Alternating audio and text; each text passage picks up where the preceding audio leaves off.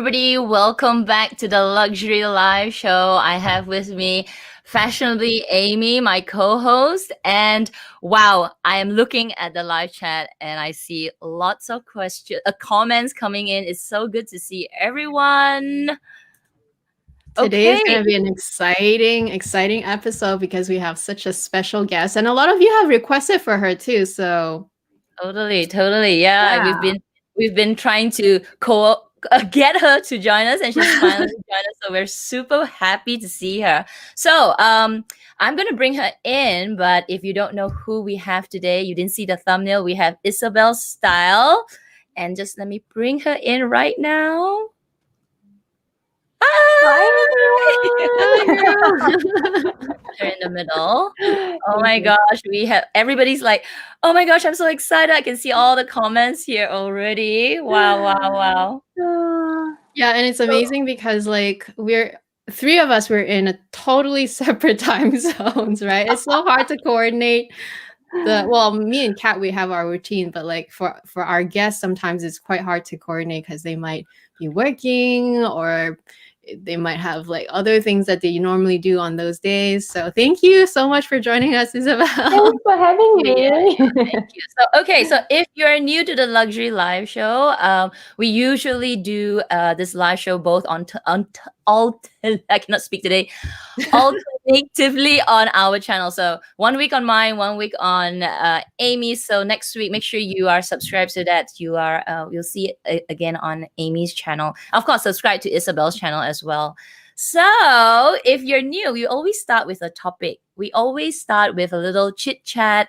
And if you saw the topic, we are going to talk about an Hermes Journey reimagined, because Isabel right here has done quite a good journey, right? So we wanted her to maybe share a little bit, take about 10 minutes and share her journey if she reimagined it. Like if you could have done it all over again, what would you have done differently? And I'm in Singapore. Isabel, you're in Sydney, and then Amy, you're in Canada. And I know we've been watching so many videos about Hermes. Everyone has a different experience, and different places have different treatments of how you're supposed to get the bag.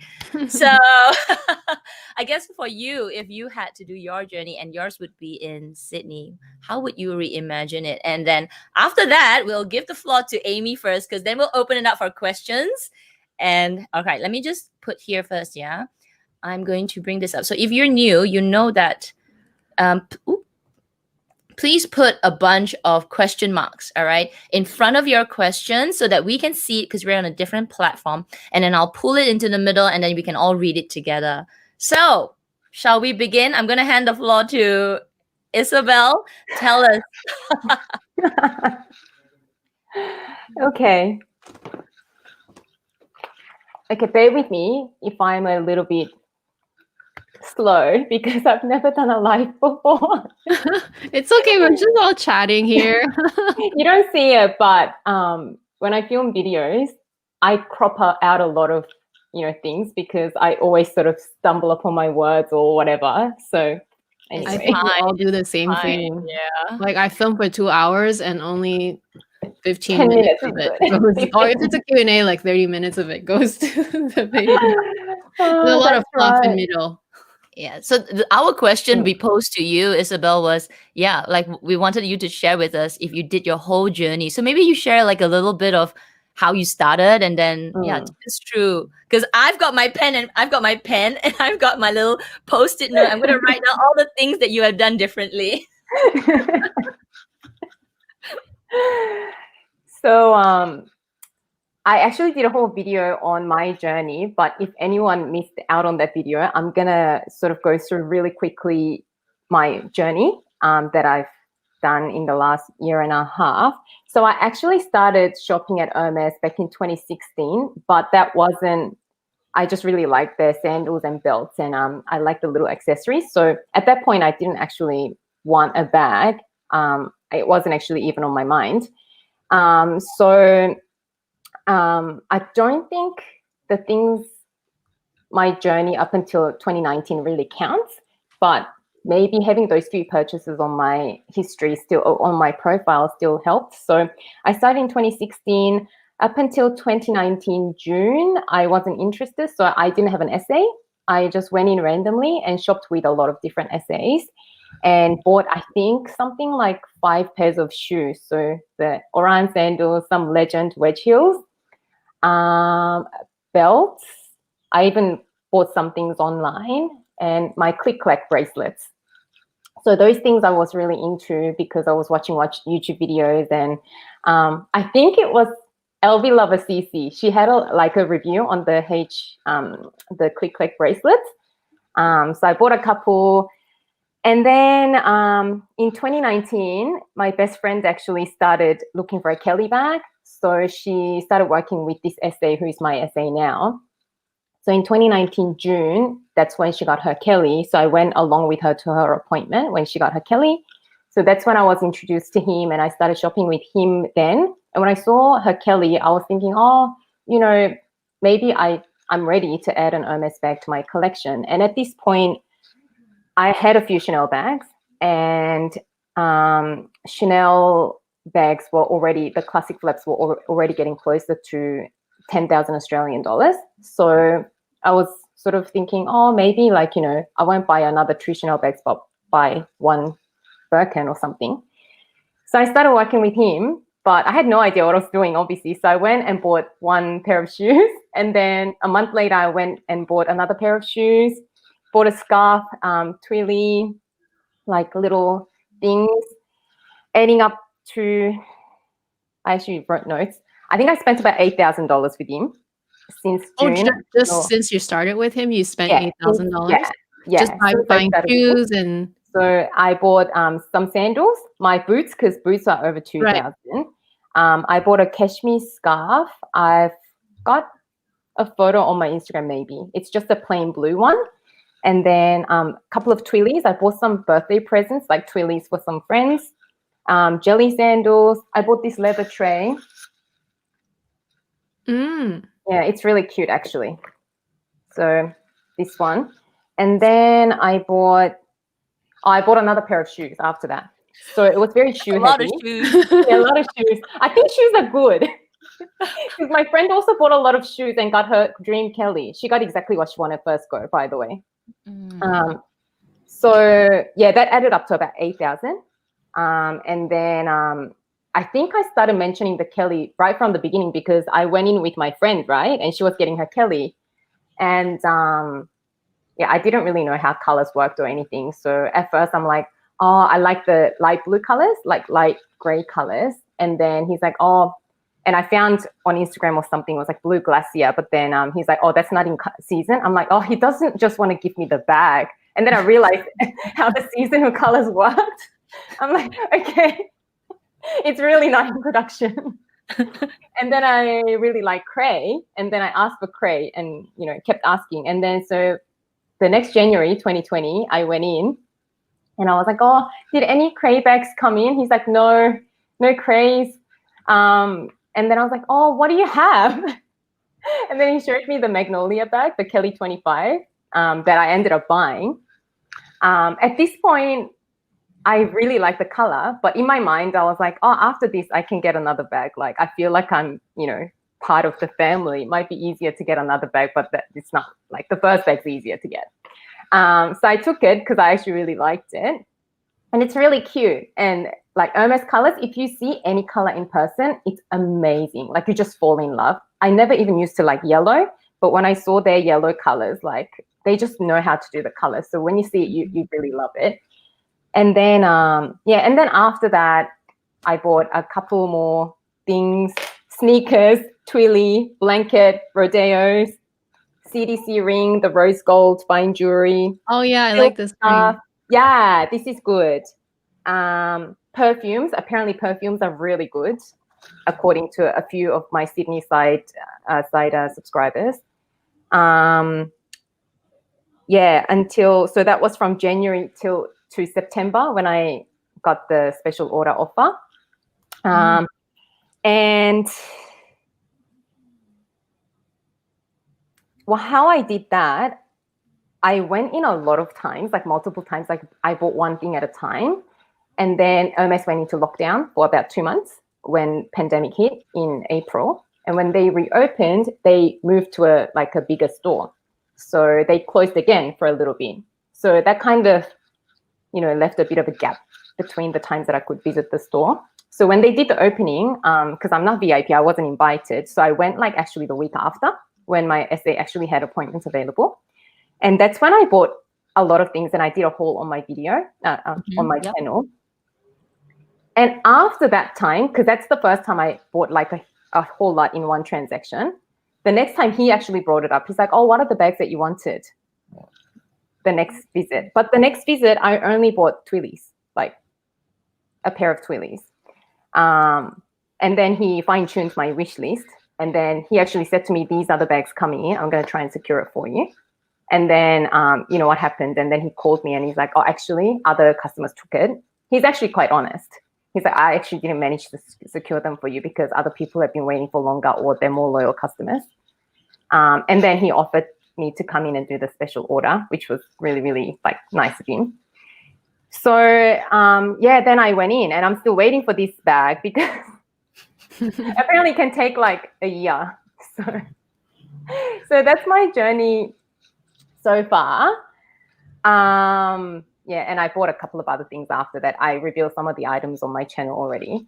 But how I would do it differently is what you want to know. Yes. Because how you would do it differently, especially because I feel like even for your first bag, I think you liked it when you went to pick it up with your friend. That's how I feel anyway. When we were retelling the stories, I felt like when you went with your best friend, you liked it because you were in the excitement with her, and maybe that opened up your mind to accept owning an Hermes bag. Yeah, that very first time. Yeah. But then you didn't mention anything about wishlist even on that visit, or did you?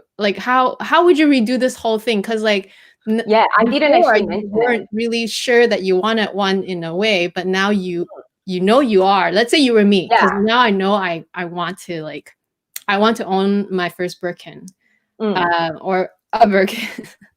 So I want to start my journey. How would you redo it if you were me, for example? Okay, I really thought about this, and I think this is a really, I don't know, I would do it like this if I did it again. And now I'm more rational. I can think straight.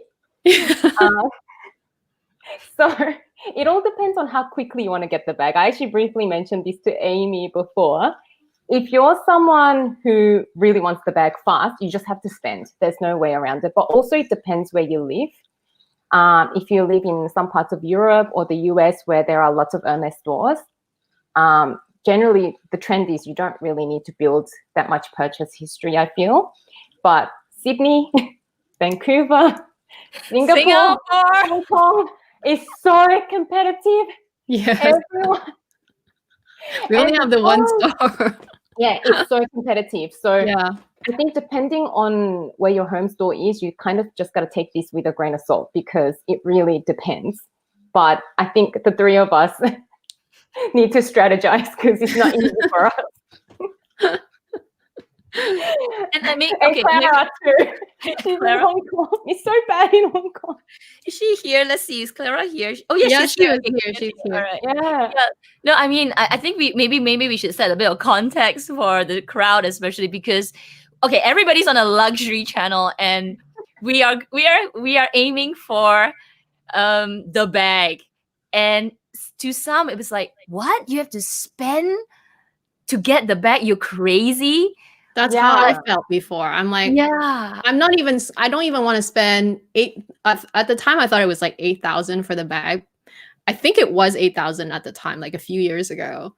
I'm like, I don't even want to spend 8,000 on the bag. Why would I want to spend more money just to have a chance to get to spend 8,000 on the bag? What? Yeah. So that it's crazy. So, but now we have bought enough bags. We are at this stage where you're like, okay, do I do the spend because that seems to be an unstated rule in certain countries, or spend that amount of money and pay the premium at a reseller because I really want the bag, or try my luck in Europe, Paris. So if you're in a country where that's your only option, this is why we have a pre-spend discussion today. Yeah. Okay, let's hear it. Let me hear it. Okay, so paper. Like, okay, so if you want the bag quickly and you have lots of money, that's really easy to do, because I was telling Amy, one of my friends actually did that. She's with a different essay, but she spent a lot on a watch and all those, you know, high commission categories, and she got the bag. Usually the first bag, it's really hard to get exactly what you ask for. You have to compromise on something, but obviously, like if you wanted a Birkin 25 and they give you Birkin 30 and that's acceptable, like something like that. But she got exactly the hardware and everything she wanted, leather, color, but she spent a lot. And I think it only took her about 3 months to get the bag. How much? 35,000 Australian dollars. 35? Mm. Wow. And no, I don't want to do that. Got offered the Birkin 25. She had also been offered a Constance 24 before that, while she was waiting, because she had already spent close to 30. And then the essay is like, oh, we don't have the Birkin yet, but I can offer you this, because my essay told me Constance 24 is one of those bags that the weight isn't huge because everyone wants the 18, right? And it's not technically a quota bag. So the store rule is, if there is, you know, a bag like that, that's not the hot sort of size or hot color bag that everyone wants, provided you're a local customer and you're going to be a returning customer, the essays actually have the, sort of autonomy to just be able to offer something like that to keep your client happy, sort of thing. So she ended up taking the Constance 24, but I didn't include that in her spend. Including that, it'll be close to 50,000. Right. Before she got offered the Birkin 25. But anyway, so if we want to do it the responsible way, like Amy, me, and Kat, because we work for a living. Oh man, it's digging a hole into my retirement savings. Oh my god. My husband shouldn't be watching the live today. Retirement saving. Yeah, no more retirement saving once you're in this business. Saving is in the Birkin, okay? Yeah. We'll sell it when we're 65. Anyway, so how I would do it if, you know, like for example, Amy's situation, I would actually accept the fact that if I'm in a country that's competitive to get a bag, I'll just have to accept the fact that I'll have to build up a purchase history, because without it, it's really hard. I mean, I'm sure there are exceptions. I'm not sure. I haven't heard of anyone getting offers without any history in my sort of city. So, yeah, I'm just going to come to terms with the fact that I'm going to have to buy some things before. And, you know, a lot of luxury brands do this. It's not just Hermes, like Rolex, to get like the most popular ones, or like Patek, like, you know, to get the watch that everyone wants, you have to buy other watches. Like, it's the same thing, right? So it's not that, you know, crazy to get the hard to get thing that everyone else wants as well. So I would actually come up with a wish list. So before I even go to the store, I'll come up with a list of items that I can see myself using that will be worth purchasing for my lifestyle. So, you know, like the Oran sandals, like whatever things that you would actually get the use out of, so you don't get distracted buying other things, trying to build up that history. So I'll have my list first, and then I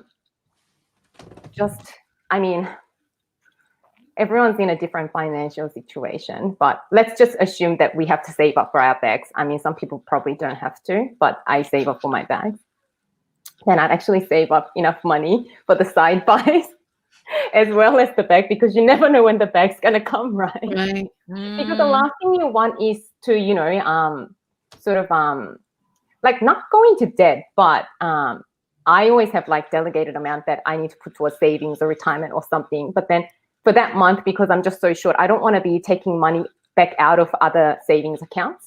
So I don't want to be in that position, because it is like it's a lot of work to like build up your other savings. So then you don't want to dip into that. So I would actually save up enough in the, like, I've got a fun account, that's the name of the account, for like the side buys and the cost of the bag. And then you can do it as fast or slow as you want. And once I know exactly what I want to buy, I'm going to go in and look for my essay.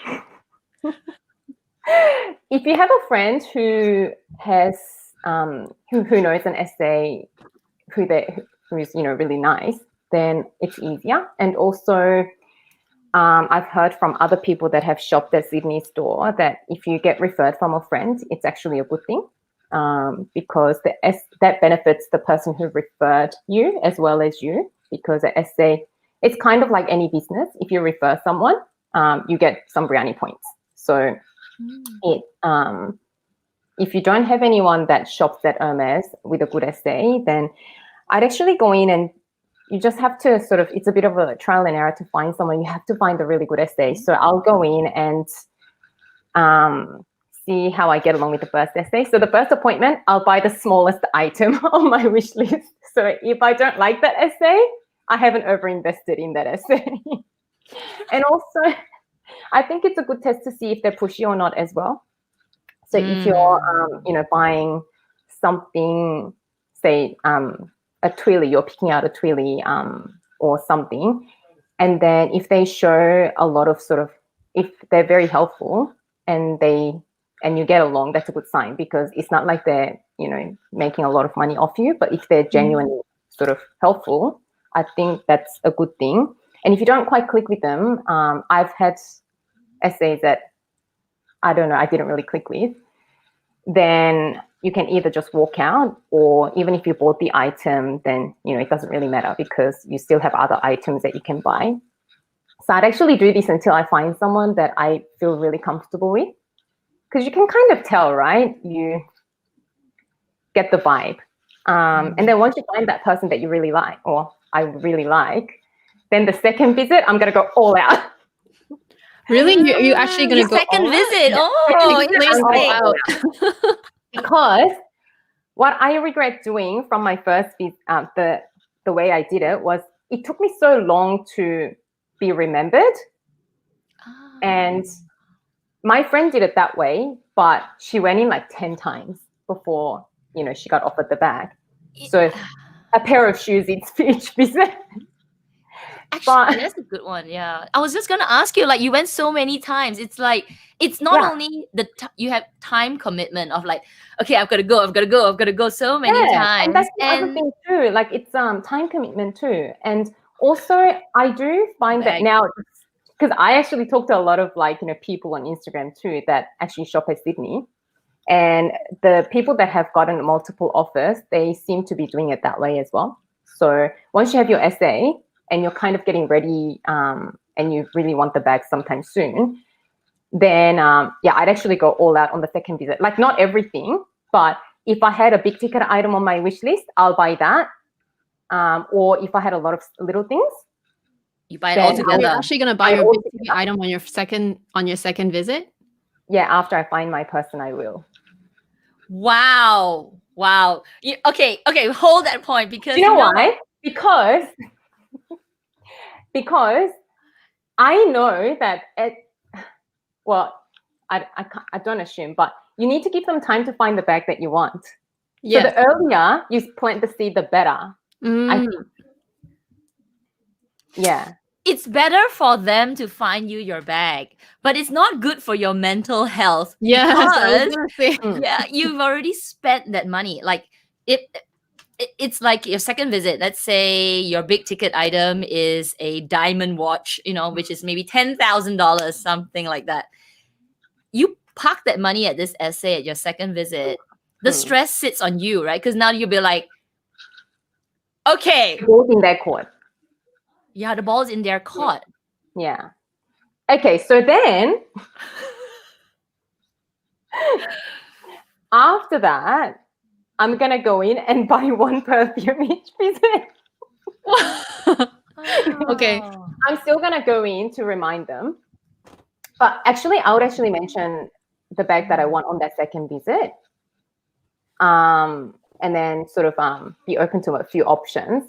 And then after that, I'm probably still going to go every couple of weeks and then just buy little things. A little thing each appointment. That I feel like that's how I kind of did it for my special order though, because, you know, of the lockdowns and everything, up until I did my big transaction that opening day when I did that haul, I didn't buy much. I bought a couple of things and then they went into lockdown. When I went back in, I mean, like, yeah, there were just a lot of things that I wanted. And the next visit after that sort of big transaction, he actually brought it up. He said, oh, what are the bags that you are after? And then after that, I didn't buy much. I went in because they didn't have the lipstick colors I wanted that day, opening day.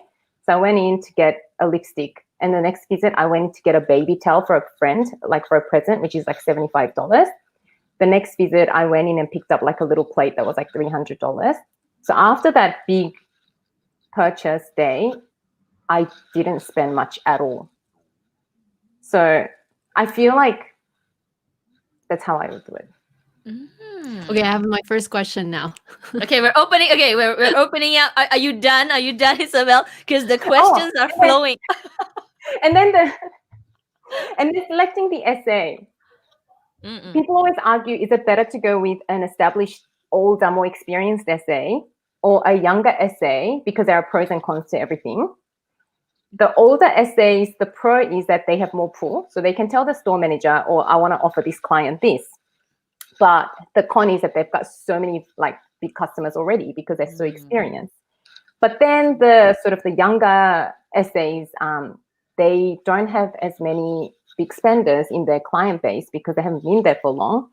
But it's a fight for the essays to get you the bag, so they don't have much pull.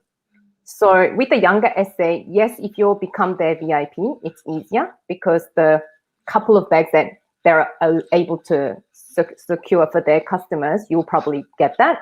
But I feel like with my friend who spent a lot, she had a younger casual essay.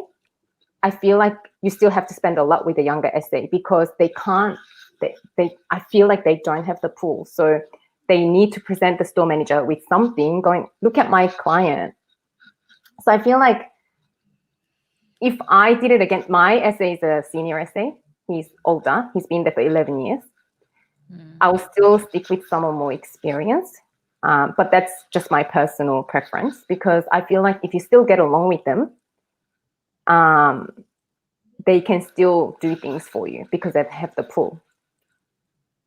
So yeah, I'd probably go for an experienced essay because yeah, that's what he told me as well. He said, well, he told the store manager, oh, I wanted to get her the crepe Birkin, but other, clients took it. And then he's like, well, it's special order season. She can order whatever color she wants. So can I offer it to her? And he was apparently like, okay. So that, and then, yeah. And then I'll probably be specific with the bag I want, but I'll probably not be like, I want blue glacier. I'll probably be open to a few different colors because I was so specific for the first 6 months. And he kept telling me, no, like that color's not in season. And yeah, so you kind of have to request things that they can get for you as well. But also, you never know what's going to come in. So I'll be a little bit more open, like with sizes and yeah, colors. Just have a few different options. Yeah. Anyway, that's how I would do it again. That sounds great. It's interesting. Okay. Wait, let me just put this. So we're gonna give Is it Amy okay if the I ask a question? Sure. Okay.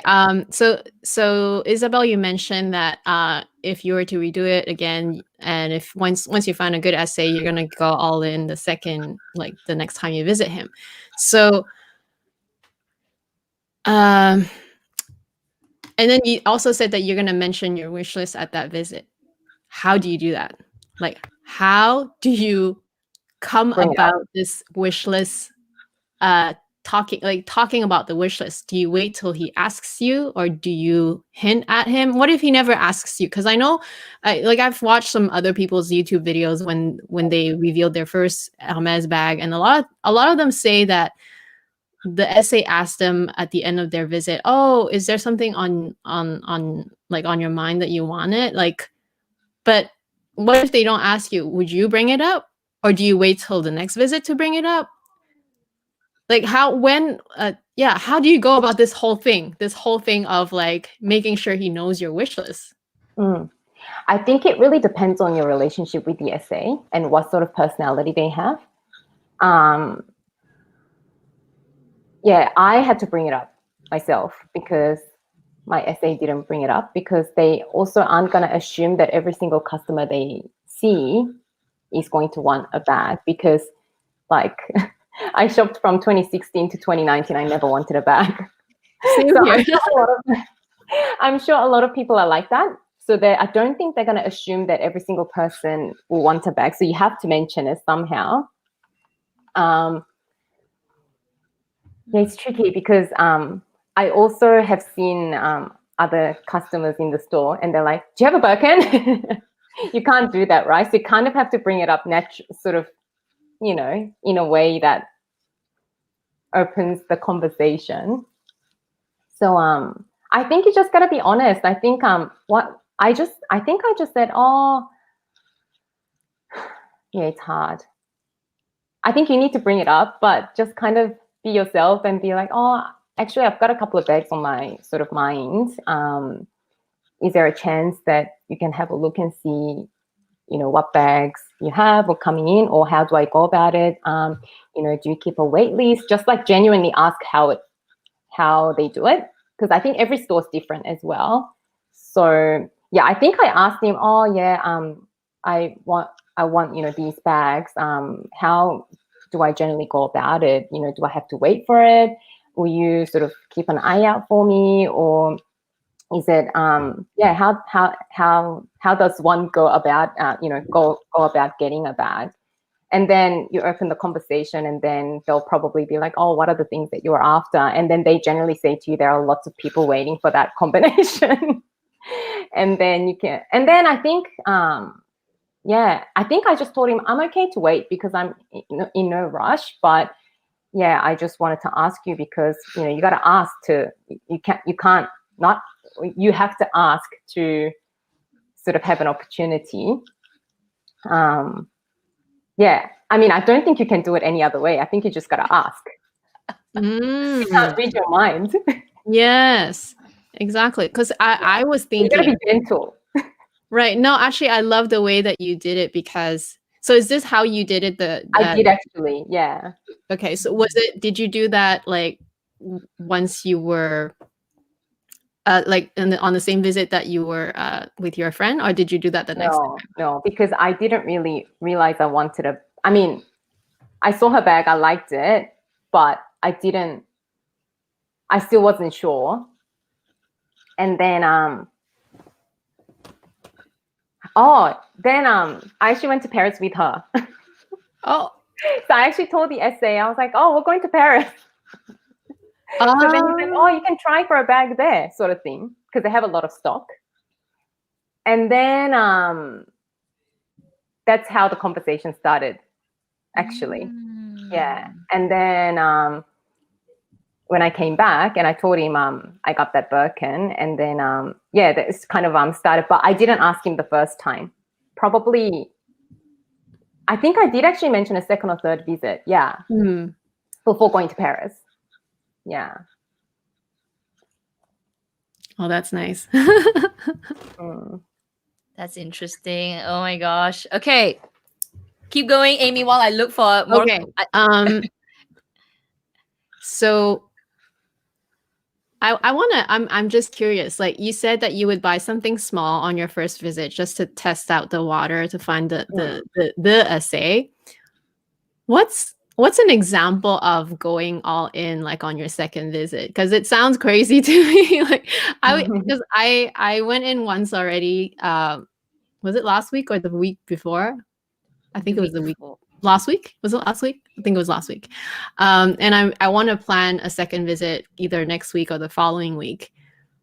But I also have a wish list, like you were saying earlier, but nothing in my wish list is like feels all in type of material. Like I want to know, what do you mean by all in? Like what would you buy if you were like all in your second visit? It depends what you want though, because that's why you have to have a list of things that you Yeah. would actually consider buying, right? So if you have like a list of items, you'd group a few of them together maybe and then buy them. But I mean, I said the second visit, but it doesn't have to be second visit, right? So you can go in if you feel like you're not 100% sure yet about the essay, because that's the key. If you feel 100% sure about the essay, that's your person. I think it doesn't have to be the second visit. If it takes a couple more visits for you to feel that way about that essay, that will be the point that I would go all in. But I'd, have the list of things. So my all in was just lots of little things that day. So I bought a rodeo because he actually found one for me, and then the Hermes, the Sydney charm, the Sydney scarf, the silk scarf, a Calvi. Did I get a pair of shoes? Oh, the cashmere dress that I showed on the channel. So just a number of things. Okay. Yeah, that's how I mean, I didn't actually have any item that was like a one big ticket item. I still haven't bought anything of that amount, but it was just lots of things, items. Okay. And Okay. like a bigger total. Yeah. And because I think more than how much you spend, you need to sort of show interest in, all sorts of items that they make, which I think that all of their stuff are really well made. Because when it's kind of like, when you go and look at like sculptures or artwork and you just look at them, you don't appreciate them.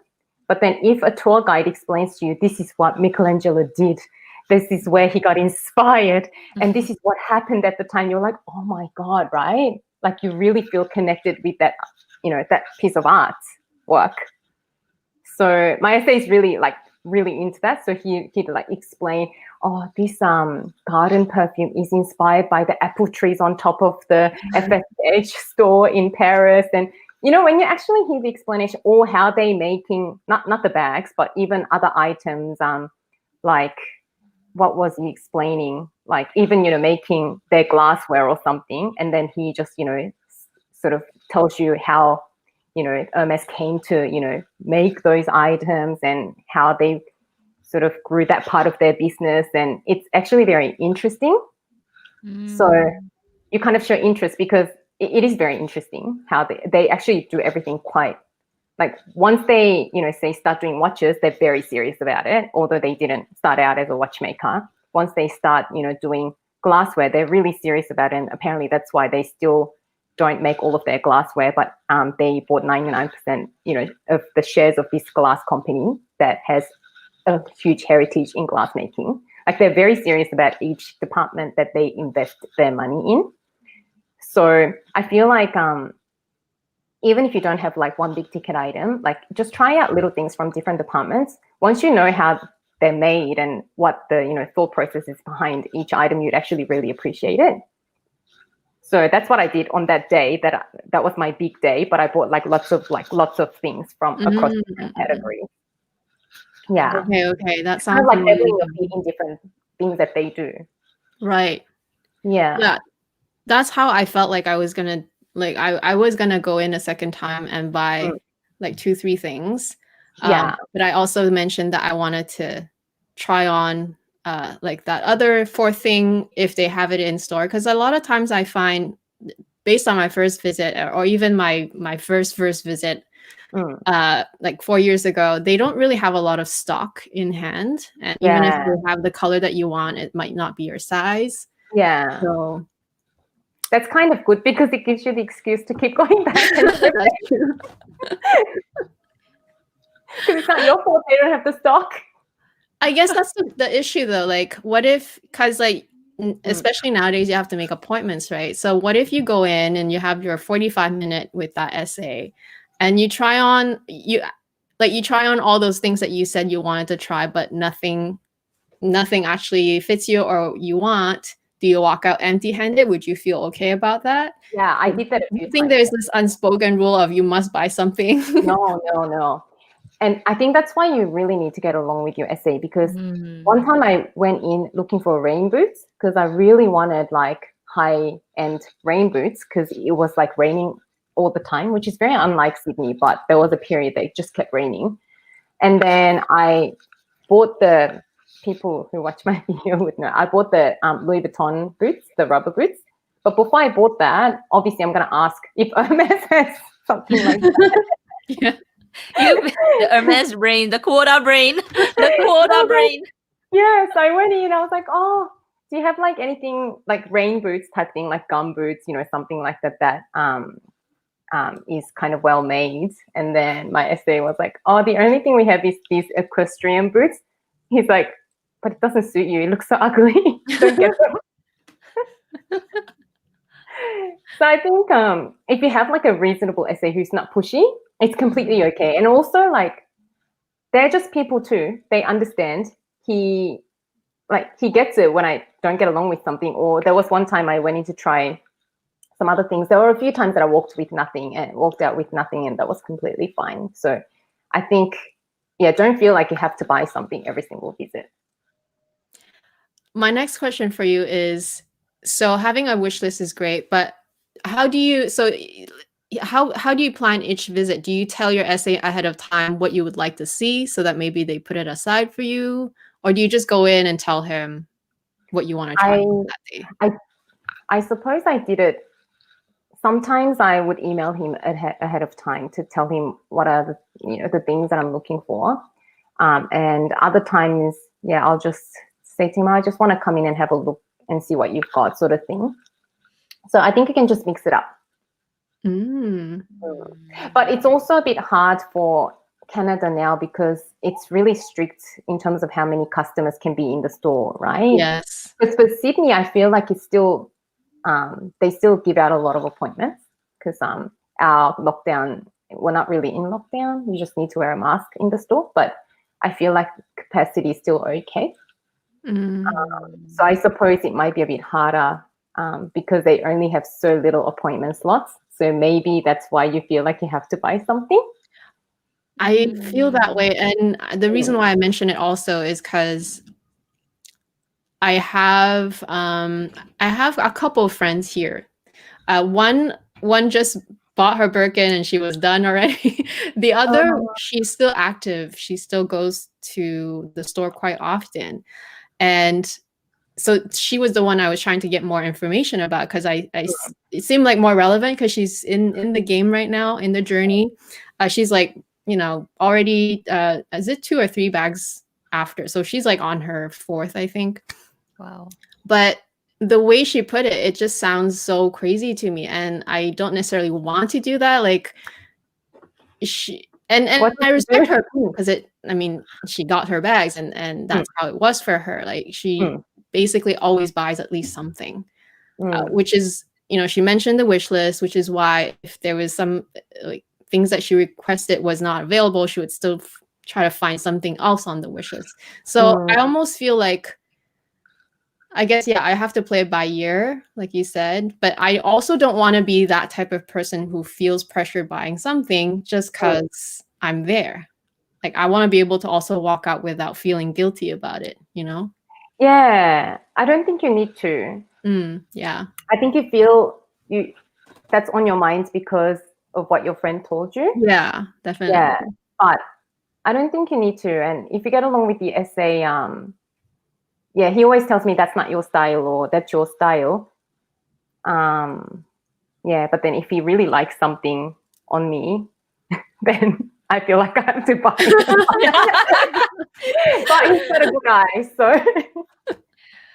Oh my yeah, so the pressure will be there, right? You'll be pressured. You feel a little bit of pressure, especially. So a little bit of it, but if you don't feel comfortable, even if the pressure's there, yeah, just say no. Because he actually also showed me, they do customizable watches now. So you can pick, the H watch. I don't know what it's called. I'm not really into watches, but the one with the H. Oh, yeah. What's it called, that watch? Yeah, you know what I'm talking about.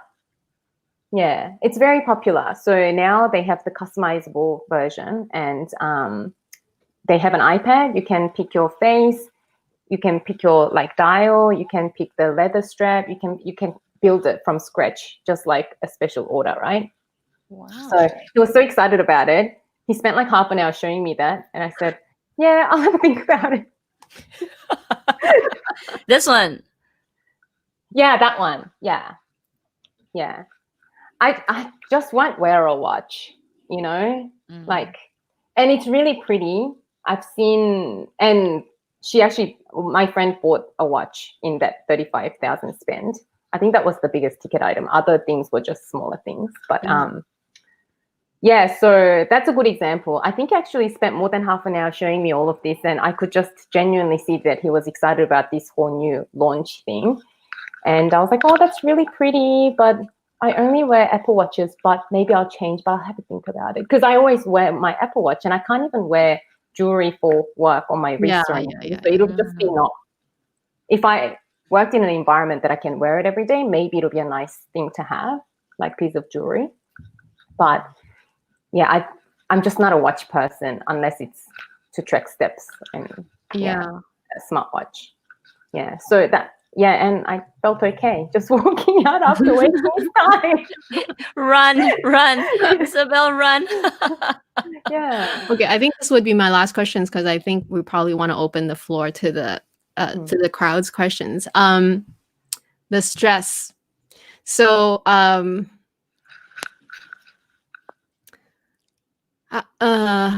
do you manage that? Like, especially if, like, for your first bag when you were pursuing it, but eventually you didn't get crêpe, but you still your essay still managed to get you the magenta version that you have. Because once you decide, like, let's say you're on your second visit, you decide to go all in, right? You basically are betting that, you know, this essay is going to be the one that's going to help you get your bag. Like, how do you manage the stress from then on? Because you've done the spend, you're committed to him, now you're committed to the journey. You're married to this one. Yeah. You're stuck. Yeah. Like, what do you maybe even tell yourself, like, it's okay if I don't get it, or you must get it because you're now like really committed? Like, how do you manage that stress? How do you think you're going to manage it? So I didn't have that stress with my Magnolia because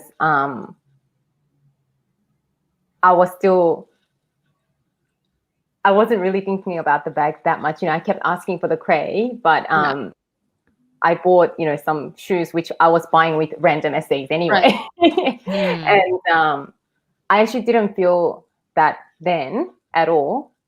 And also, I think relatively for Sydney to get a Kelly 25, even in a pop of color, that was not a bad amount of spend. Like, or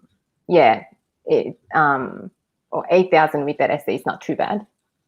But then after that, I did actually share this in my video, but after that, I went back in to get a blanket, which you guys probably have seen on a few videos, the orange color Avalon blanket. When I went in to get that one, he actually brought up the bag. He's like, oh, do you want a gold bag? Because there's a Birkin 30 coming in. I don't know if he was baiting me. I did say that in my video because it's a thing, right? He got me all excited, but then after that, nothing. So at this point, I only bought the blanket and my sneakers, so I was okay. I didn't like overcommit too much. But then after that, when I went in after they opened the big store, and I spent 8 grand. You can add it all up. 7 something? I can't remember exactly, but I bought like 7 things, right? So it all added up. But actually, I actually liked everything that I bought, so I wasn't really thinking. But then after I bought all of those things, I actually felt like that, like Amy, you were saying. I was like, I really be getting a bag out of this now? Like, I feel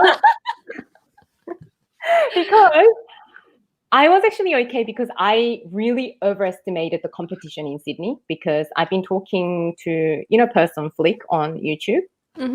She knows so much. And so I was just chatting with her because I wanted to ask her about Hermes Apple Watch. And that's when I started talking with her. And after that, we just like randomly chat on Instagram. And she actually told me, oh, I know a lot of people in Sydney with heaps of spending. They're still, you know, really still waiting for bags. So you're probably going to have to wait really long for your bag because you've already got one offer. So it's only been a couple of months. So she's like, she was like, oh, it's so competitive in Sydney, which is true. And then I talked to another subscriber, and she was like, no, you need to go get that bag. And this subscriber has gotten 3 offers from Sydney store, but she spends quite a bit. So she was telling me, no, you built up the purchase history. You need to really pursue. So up until I talked to this specific lady, I wasn't even thinking, because even if I spent like $10,000, I was thinking it's probably nothing compared to what all these other people spend at Sydney store. So I didn't really have the stress until I talked to someone, because I felt like whatever I spend is not going to be that much compared to the, clients that shop at Sydney. So at this point, I accepted the fact that I'm just going to have to wait a long time to get my offer. But when someone told me, no, you should ask for it, then I started thinking, I was like, am I really stupid if I don't push for it? So that's when I started sort of thinking, oh, maybe I should ask for it. And of course, there's going to be that stress, but I'm always like that though. Like, I always expect the worst case scenario, even with everything in life, which is very pessimistic. I know I've got to be positive, but I kind of prepare myself for the worst case scenario for everything. Like, yeah, even, say if I'm going for a job or something, I always go, I'm going to do my best, but if it doesn't work out, I can do this, right? I'm always like that. Or even like back in school, I'm like, well, I want to do this at uni, but if I don't go in, these are all the other options, So I feel like my personality is a bit like that. I always knew a bag may not come. So then the things that I bought up until September, until I got the special order offer, I was actually okay if I didn't get a bag out of it, because I actually think Hermes things are well made and well priced, apart from their bags are very expensive, but they're ready to wear little leather things and silks. Like even the silk scarves, I bought a Chanel silk scarf last week. The quality doesn't even compare. I love the Chanel scarf, but it's thin. And it is thin, yes. It's thin and it doesn't have that sheen, but Hermes scarf is only $50 more. The Hermes scarf is thicker, and when you wear it as a top, it holds itself much better. I still love the Chanel one, but I didn't realize this until I think I was editing the video, and I was thinking, oh, it doesn't look the same as the Hermes scarf when I wear it as a top. So yeah, I feel like because all of the other things for a luxury brand, I feel like they're well priced. Even the shoes, Chanel shoes are like over $2,000, a lot of them. Hermes shoes are like much more reasonably priced. So I think, unfortunately, you have to tell yourself it's okay if a bag doesn't come out of it. And I think that's a way to sort of make sure that you're not buying things that you don't want. And if that means one time you walk out without purchasing anything, and if you're worried that, that's going to, the SA is not going to be happy, well, they didn't guarantee a bag for you anyway. So just walk out. Yeah. That's good advice, actually. Yeah. It's true. Because you set your expectations, like, if you're not going to give it to me, I'm not going to spend. So I will just do what I want to do at the store, right? Yeah. So because but I want the bag. Then I think you just have to spend a lot. No, that is really good advice, Isabel. And I love that you said it, because it's not like we don't know this, but I love that you said it out loud again so that all of us can hear, like I could hear that again, because I don't think it's pessimism. I think it's a very humble way of looking at things. It's just kind of protecting your heart in a way. You just try your best and you just follow, you follow your heart. You just buy what you truly love. So no matter what happens, no matter how many other people are unboxing their purchase, I'm not gonna be like, okay, this is my journey. Whenever it happens, if it happens. And you know what? Honestly, that's true. what I've been telling Kat too. I'm like, I don't want Mm. to spend $30,000 like some of my friends did just to be Yeah. offered one. I'd rather And spend that's also that not very money uncommon. going to unfortunately. Paris and try Mm. my luck there. You know what I mean? Like Yeah. that's a trip in itself that pays for my hotel, for my trip. Yes. Like Mm. that. Oh my gosh. Yeah. So true. True, true. Yeah. But we can't travel right now yet, so I have to try here locally. Until I then, know. it's on Actually, hold. that was the reason why I think I like pursued my journey here, because I was supposed to go back to Europe in February 2020. So I was gonna, while I was there, I was just gonna go to Paris for a few days. But I had to cancel it because, that's when the pandemic started. So actually, I was thinking exactly that, Amy, because Sydney's so competitive and the bags are so much cheaper in Paris. I couldn't believe it. Yeah, like the price difference. Yeah, even after duties and taxes, it doesn't matter at that point. Yeah. Like, once you And get also, you don't need once you get a bag, it's a bag, right? Yeah. Yeah. All right, I'm gonna open up Yeah, let's questions open now. the floor. I've got one question, but I'm gonna keep it at the end because it's. I'll wait. I'll give because we got some questions coming in.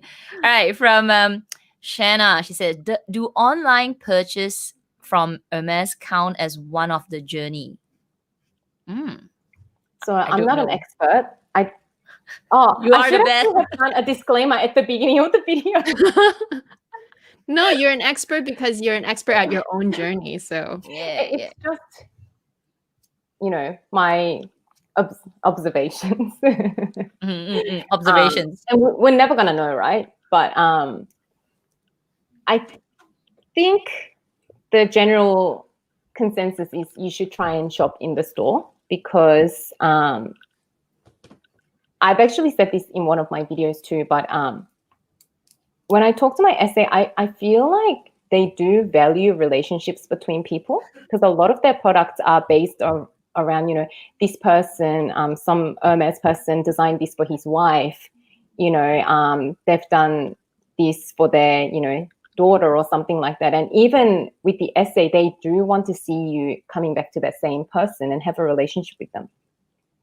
And online purchases, I think, are good if you can find something online that's hard to get in the store. Like people buy Rodeos when they come online, or like Mini Lindy, sometimes they come online. But I think everything else, I'm sure when, push comes to shove and the SA really wants to offer you a bag, then of course they can present to the store manager. They've also got this history online, but I would prefer to.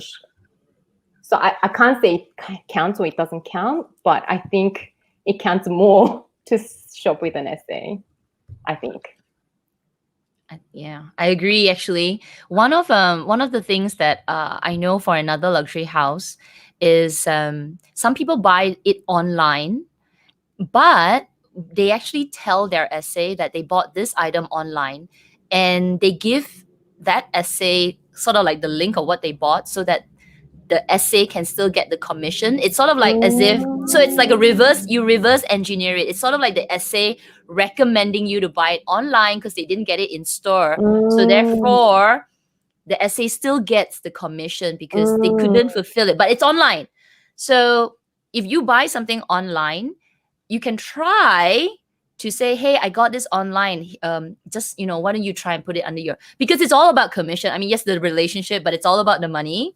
And if you buy it in store, they don't get the commission. But I know there are some people that actually say, hey, I got this online. Here's the link, so that you say that you recommended me to get it, and they get the commission for it. So the essay still gets the commission, even if you buy it online. But you need to tell them that you bought it online through them. So we as the buyer online need to help them out as well. What about if you buy online and because you can also do store pickup in Vancouver here anyway. You can't do that can you do that in Singapore? Like you buy it online, but you say instead of shipping to your house, you do store pickup. So you have to actually go to the store to pick it up. With that, do you think that would help whoever, or maybe like your own essay who? I don't think they get the commission for that, because I know in Sydney, the online store is completely separate to the Singapore. So there's Sydney boutique, Melbourne boutique, Brisbane boutique, Gold Coast boutique, online boutique. It's a separate store. Yeah, Mm-hmm. same as So you can pick Singapore. it up, but I don't think your SA gets anything for it. Okay. So that's something that I heard, and I was like, and I actually verified with the SA. I said that, do you get the commission? And he says that yes, I do. So that was it for another luxury house. I'm not going to mention it, but it could work. It could work for the Hermes as well. That, you know, I've seen things that are online that are not in store. And maybe before you buy it, you could say, hey, I can buy it online, but I want you to get the commission. Like, you know, you because it's a buddy-buddy relationship, right? Yeah. So if you buy something online, Shanna, you might want to, before you buy it, you can like, hey, I saw it online. No, you don't have it in store. If I buy it online, can I tell that, you know, I mean, like, you know, work out something behind the scenes. Yeah. Actually, when I bought my Cartier bracelet, the thin Justin Clue, when it first came out with the diamonds, I went into the store, but it was already all assigned to people, like customers, because it was a hot release. And they didn't have my size in the rose gold. So she had to track it, my SA had to track it down from Brisbane, but she actually told me they actually have some online, but the online stock comes from Singapore. So it must be Asia Pacific maybe. So it'll take a week. And then I said, no, but I want to get it from you. But she kind of, I could just tell that she wasn't going to get the commission if I got it from the online store, because the way she put it is like, oh, trust me, Isabel, even if you get it from the online store, I will give you the boutique experience. You'll get your, you know, like gift wrapping, everything. It won't make a difference to how I treat you. But it kind of sounded like, yes, you won't make anything off it, but I'll still look after you. So don't worry about that sort of thing. But it just sounded like they won't get anything for it. Actually, yeah, but she tracked one down from Brisbane, so I bought it from her. Yeah, good one. Okay, next, Angel Cosmos. What Hermes products would you recommend to avoid? I also love their shoes. The most comfortable Lux. Good question. Shoes. What would you avoid? What have I bought so far? I don't know. I guess I don't have a huge. I bought lots of shoes. Definitely recommend their shoes. Even ready to wear. I was telling Amy and Kat, I didn't know how much Chanel was. I went here and tried this sweatshirt, and it was like $7,500. Yeah. And so I feel like for the quality, even their ready to wear is well priced and it's good quality.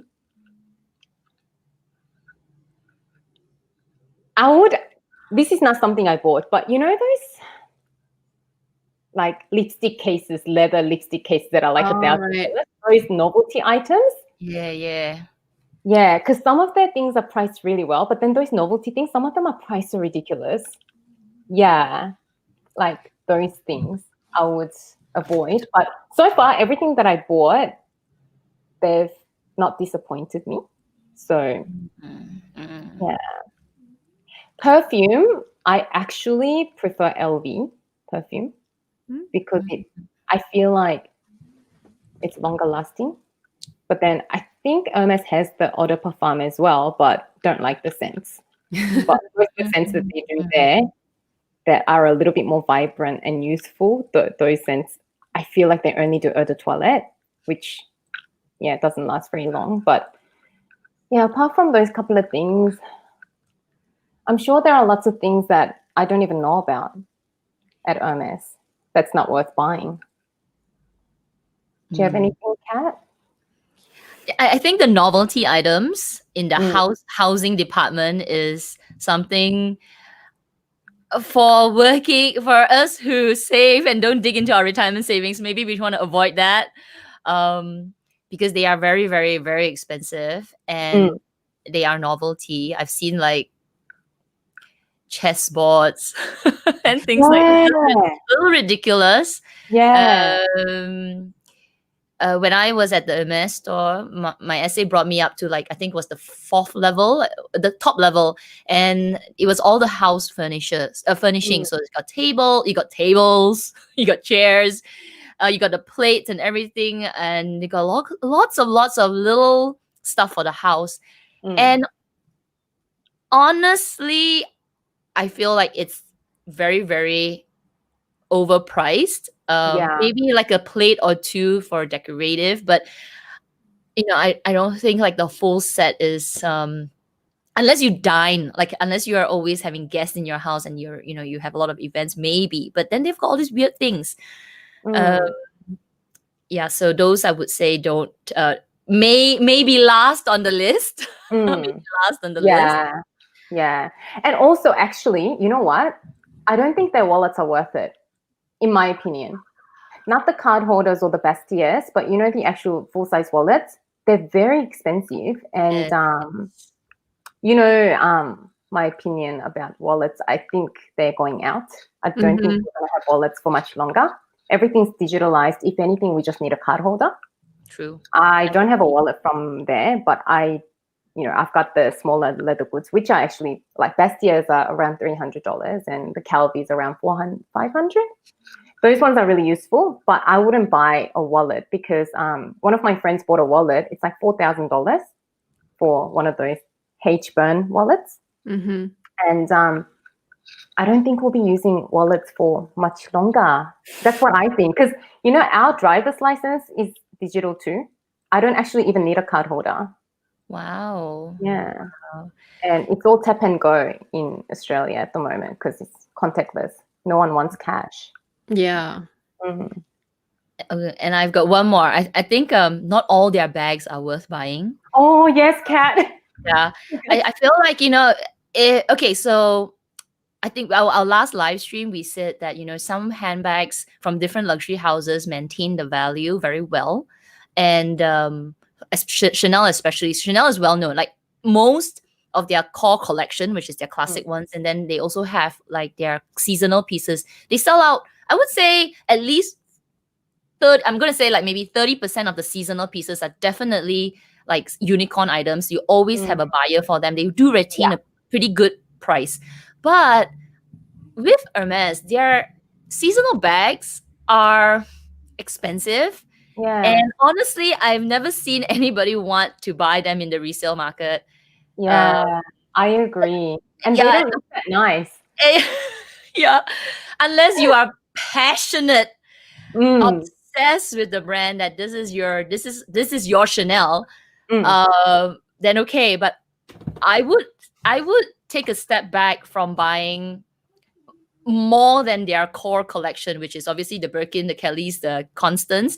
The Picotin is okay. The Lindy is okay. The Lindy definitely. The Bolide is something that I love, but it's so expensive. Yeah, It is as expensive as a Birkin, a little bit cheaper. I like my Alma. Yeah, I like the Alma. Like, if anything, I'd rather just get the Alma. Same. I've got the leather Alma. I love it. One of my favorites. What else? Jaspers or something like that. They're very expensive. So I might be killing myself saying this, but I would kind of keep those items at the last. Like if you got everything already, you got the Birkins, you got everything, then maybe you want to explore the other bags. But yeah, bear in mind, they don't really hold the value very much in the resale market, and especially the seasonal bags. So yeah, I agree. I feel like for this question, I would still answer it the same way as I always did, which is to only buy things that you need, because then it doesn't matter if it works out for someone else. Say they love their little trinket plate for rings and whatever, but if you're not that type of person, then spending that $200 or $300 buying that little plate doesn't mean anything to you anyway.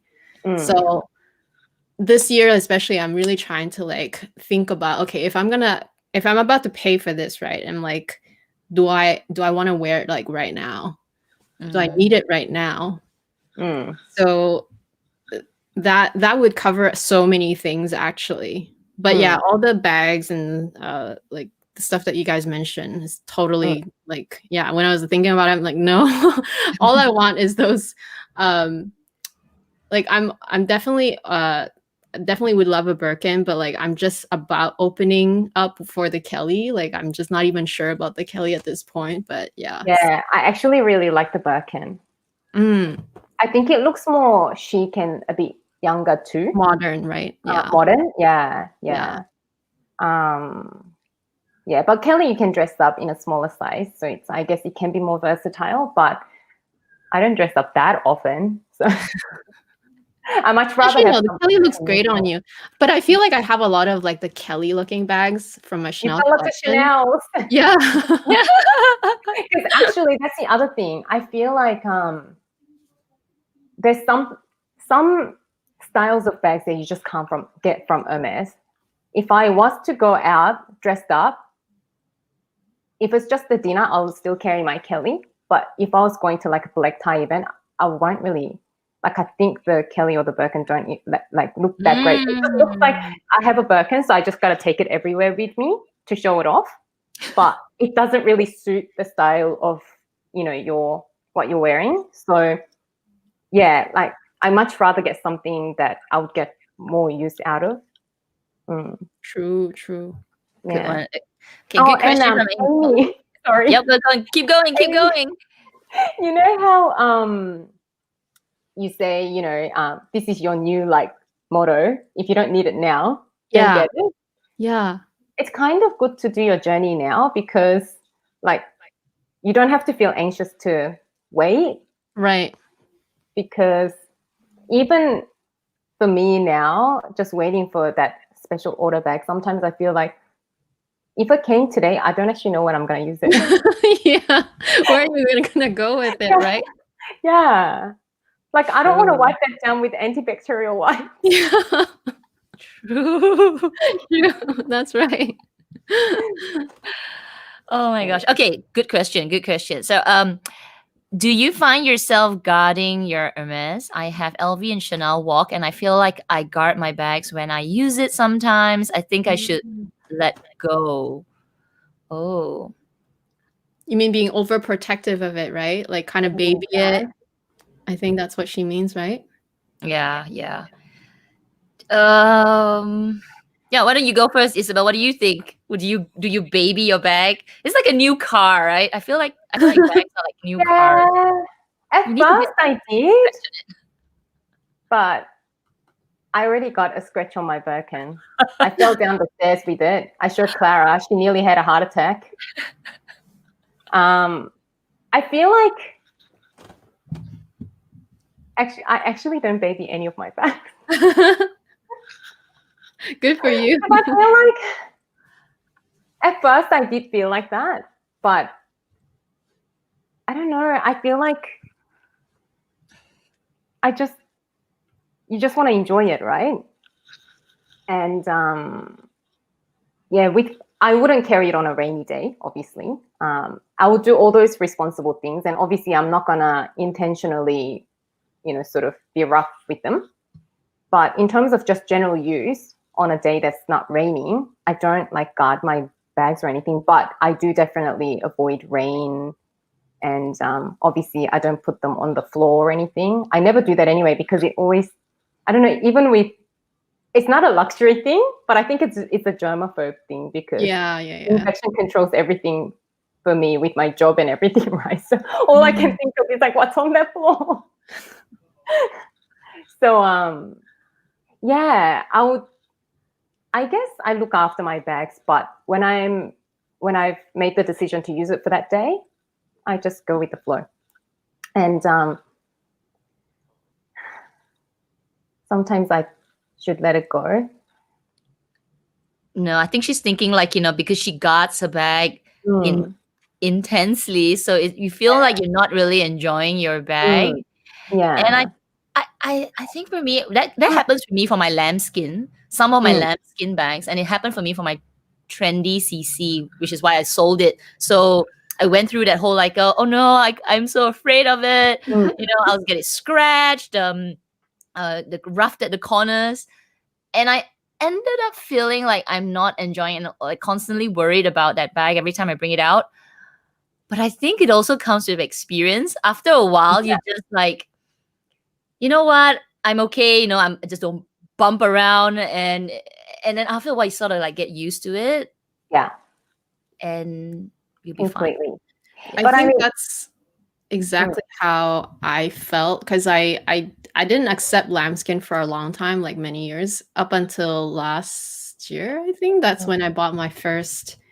Actually, I bought all my lambskin bags last year. I bought my Lady Dior. I bought my Trendy CC. I bought my Chanel 19. The Chanel 19 was actually no. Before that, I had the Valentino lambskin, which is the Valentino rock stud, the spike bag.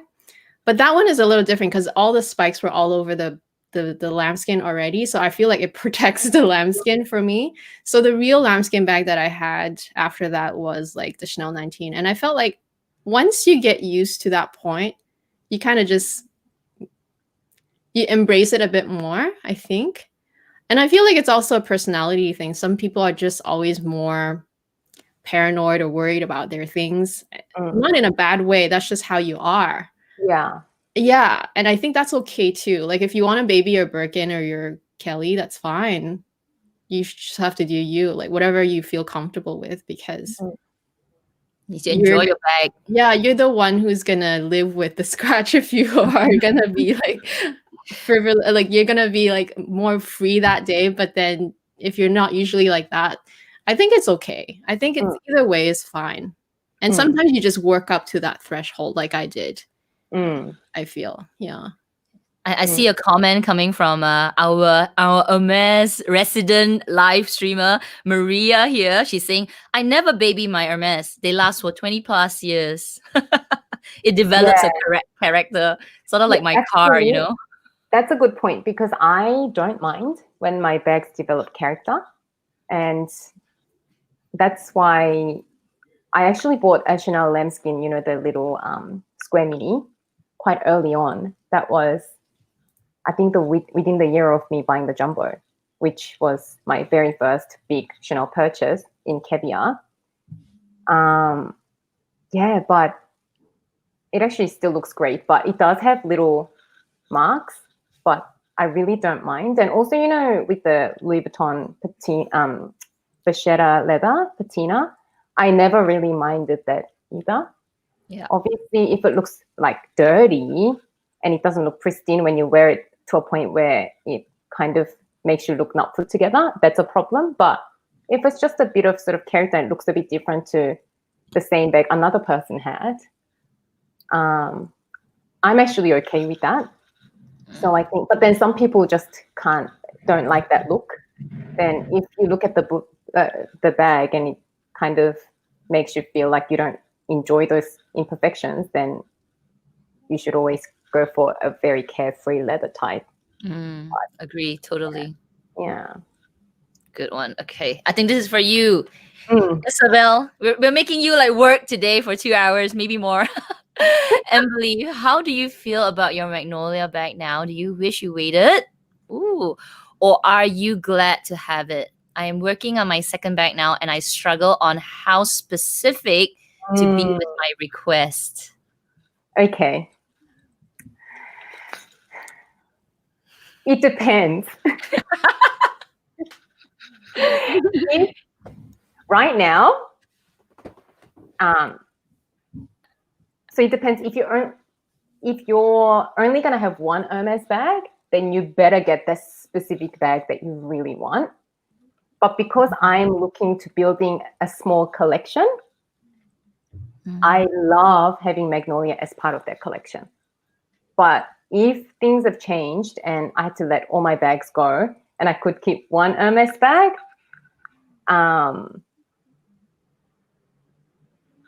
if I had other bags like Chanel bags and things, I might still keep that bag because it's a really nice pop of color. But if I couldn't have any other bag and you're just sort of wanting one bag, yeah, I'll be very specific and get exactly what I initially asked for. But then if I could only have one Hermes bag, I probably won't go for Cray either, because it's so like, I think I'll have to baby that one because the color so light, and yeah, so it depends what you want to do, I think. So if, for me, I don't know if the magnolia will be a forever bag because it wasn't exactly what I asked for. And I said that in Amy's tag video, actually. I would actually let it go if I had to choose like something that's a big item.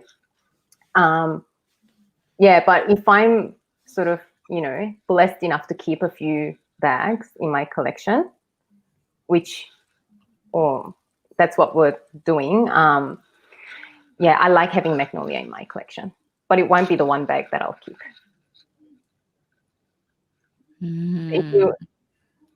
So I think with the question, you already have a bag. So I think it depends what your first bag is. So this is going to be the second bag and you're not sure how specific to be with the request. I think if the first bag's exactly the specs that you wanted, the color, you know, hardware, everything, I think the second bag you can be a bit more adventurous, because I never thought I would love magnolia as much as I do, but I really like it. So I think it can be a bit more open. But if your first bag was not exactly what you asked for, I think it's better to stick to exactly what you want and be specific, even if that means you have to wait longer. Or if you're looking to build like a bag of five, a collection of 5 Hermes bags in your collection, for example, then I don't think you need to be too specific because you'll be able to rotate between different bags. So I think it depends. Good answer. Good answer. I would be specific all the way. I think that's personally for me. Me too. Because it's so expensive. Yeah. And that's also a consideration. Like, am I adventurous enough to spend that kind of? I may be adventurous, like for my LV bags, which you've seen. I bought a few here. They're still expensive, but they're not like Hermes level expensive because of the pre-spend at the back. And therefore, just for me, hypothetically, I want this color, this hardware, and this size. Yeah. I guess how flexible should you, like, so Kat, would you just be only accepting, say you wanted the black Birkin, would you only accept a black, or if it was like a blue, a midnight blue, or like you know, the vert cypress right now, it's like a very, very, very dark green that almost looks black sometimes. Would you accept those?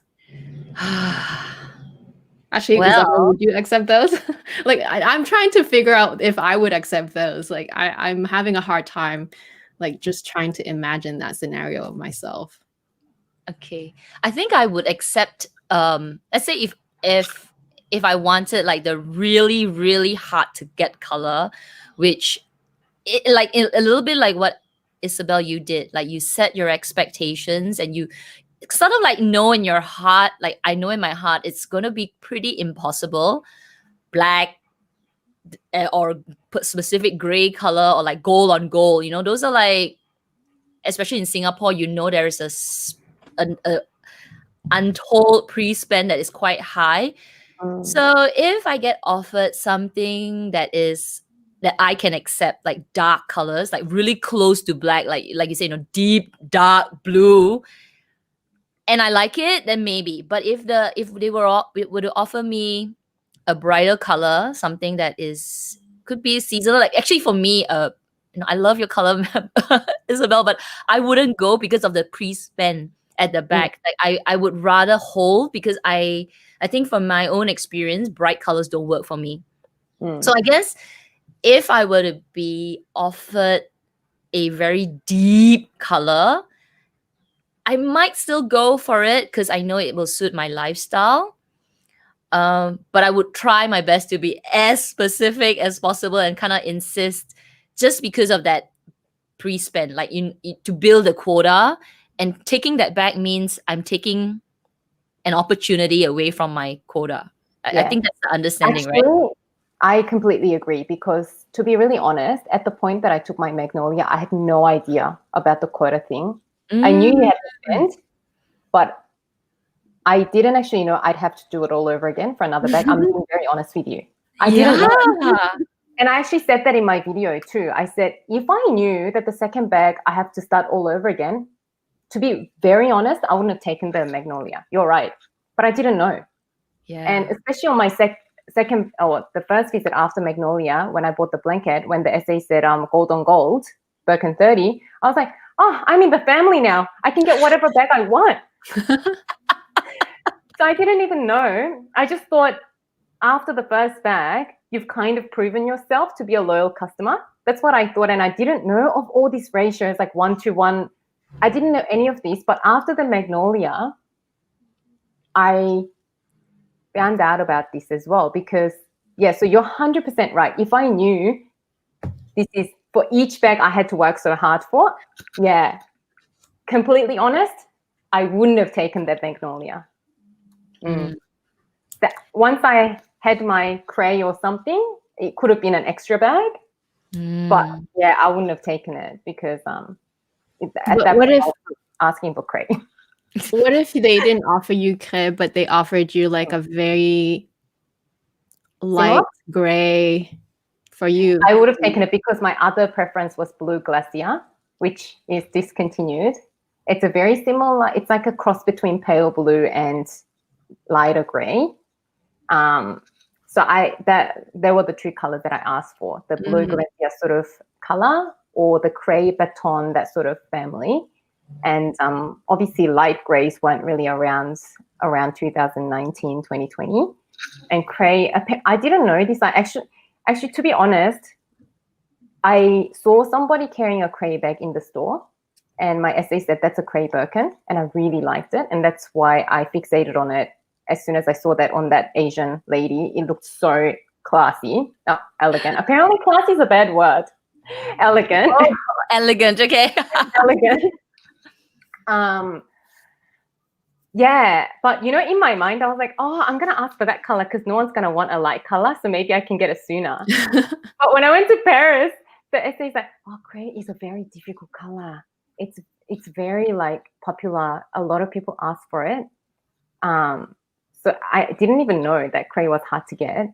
I guess because it's not produced every single season like the classic colors. Yeah, so I think I would have taken something like light neutral, like the ones that you mentioned, Amy. But yeah, magnolia, I don't think I would have taken if I knew all of this. Yeah, that's because we are in countries where there's this unspoken rule, which sucks, right? Which sucks, but yeah. Okay. Anyway, we'll let's finish off your cray point. When are you expecting ETA of the cray? Apparently, you're not supposed to ever ask when is it coming with Hermes. Every time I ask, oh, when do you think, my essay's like, Isabel, don't you know? You can't ask when. It just comes when it comes. I hope it comes fishy. How annoying.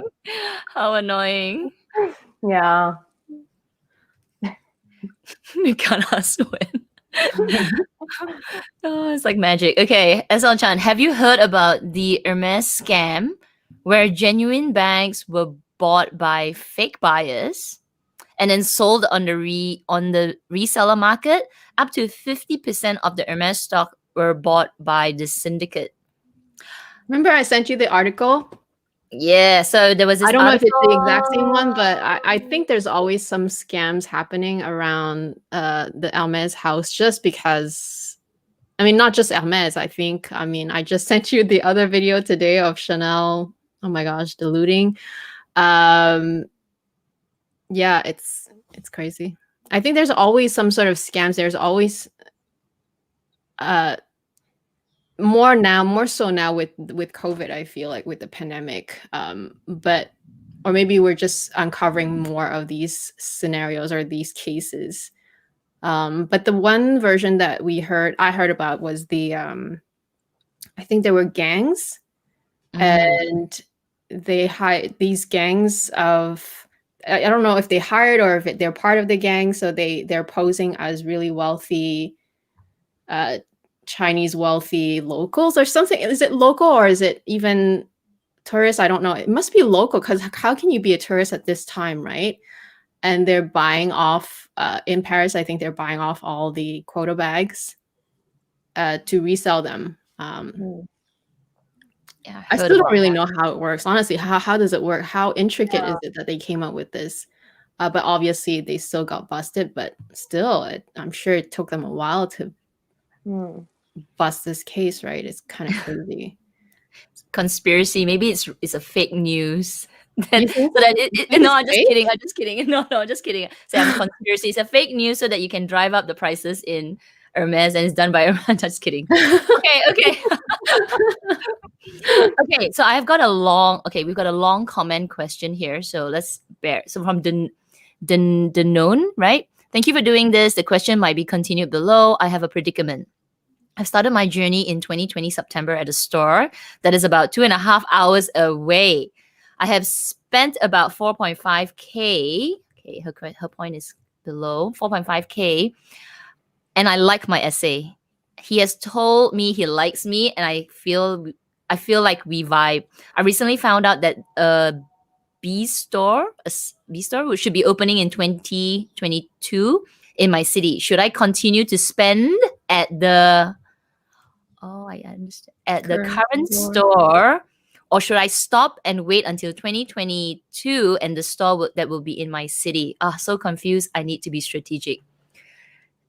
This is a good question. Thank you, because I was also wondering similar. I think what you're sort of saying is you've already spent so much with this one essay, but it's a little inconvenient. Should you sort of like shift your spend to the newer essay, because that's sort of like building again? And I had a question for you, Isabel, as well. Like, would you change your essay, especially for convenience, or maybe I don't know, just like would you change your essay because you vibe with your essay? But yeah, it changes the strategy of what you're buying and that history that you built. Would you? It's hard for me to tell because we have one store in all of this state. The next door is a 12-hour drive to Melbourne. Actually, Brisbane. 10 hours to Brisbane. Hypothetically, let's say how far is the store from you now? 20 minutes. Oh, okay, can't get any nearer than that. Yeah. Maybe hypothetically, like if you were in her situation, like your current store is 2.5 hours away, and now you're gonna get a store that's 20 minutes away from your place. But there's still another year, right? 2022. So I will probably shop with the current essay, because also you can waste time and money trying to find a new essay that you vibe with. So true. I know it's inconvenient, but it's not easy to find a good essay. So I would stick with that essay because you have another whole year until a store closer by opens up. And I'll try and get a bag from that essay. And then you can switch if you want. I agree. What do you think, Amy? What did I you agree, do? because 2.5 hours is actually not bad. I think because, well, maybe because I'm so used to having to drive around everywhere here. I used to live in Montreal, and like I did my internships in Ottawa, so that's about a 2-hour drive. So I do that every weekend. I think it's okay, like especially I feel like when I go to Hermes, even if it's like right now it's 20 minutes from where I live, I still make the effort and I still make the trip anyway. So it's kind of, you're still kind of planning your trip. I'm not just like walking by and browsing, right? I'm literally still mentally planning that trip to go there to do my whatever spend for that visit. So I feel like it's okay 2.5 hours, maybe with traffic 3 hours. And just do until you get your bag at that store, and then you can start a new relationship at your new store. Because like Isabel was saying, like nothing is guaranteed. You don't know if you're gonna find a good essay at the new store, and by the time you do find someone, that could be some more months after that, right? You just don't know. However, they do say that whenever they open a new store, that's also when you have a lot of opportunities to get bags quickly. Apparently, when a new store opens, they somehow have like a certain amount of bags that they can already offer to like potential clients. Maybe not on the day of, but like they just, like on opening days, they that's when they have like the parties, right? The welcoming party. So that's when the new, like the employees tries to make relationships with potential clients. So do keep an eye out on the new store. I definitely would, maybe if it opens up, faster than you get your bag at your old store, maybe still go and try to build a relationship there too. Because that's still another year, like Isabel was saying, right? So I would kind of keep an eye out on the new store, but still continue with the old store. Yeah. Yeah. I agree. Good one. I'm gonna put my 2 cents worth in this because I live in 2 countries. So I live in Singapore and in Malaysia, and I travel for work. And I can tell you, I would rather, if I am back in Malaysia permanently, I would rather fly to Singapore and buy my stuff because my essays are in Singapore and I've built the relationship, and it's just worth holding on to a good essay. Yeah. It sucks when you get an essay that is no good, and I've experienced that. And I tell you, it's terrible to build a relationship again, especially to find one that you vibe with. They'll do everything for you. They'll help you out. They'll keep things for you. It may not be often, like maybe yours is 2.5 hour trip. Like if I were to be permanently back in Malaysia, I would make, holiday trips and make a point to go and see my essay and buy my stuff there. It's just worth the relationship. That's me. Because good essays, like Isabel, like you said, good essays are so hard to find. They are, unless of course like maybe the store is like in Malaysia, then I will find one. But I'm a very loyal relationship person, so I will go back to that same person. But if they hurt me, that's it. Okay, we got MK. MK is here. MK is in Paris. Thank you for waking up. What time is it now in Paris? It's like 5 in the morning. 5:41, I think. Almost 6. Oh my gosh. Okay, whoa, what a hassle. Yeah, what a hassle to get a freaking bag.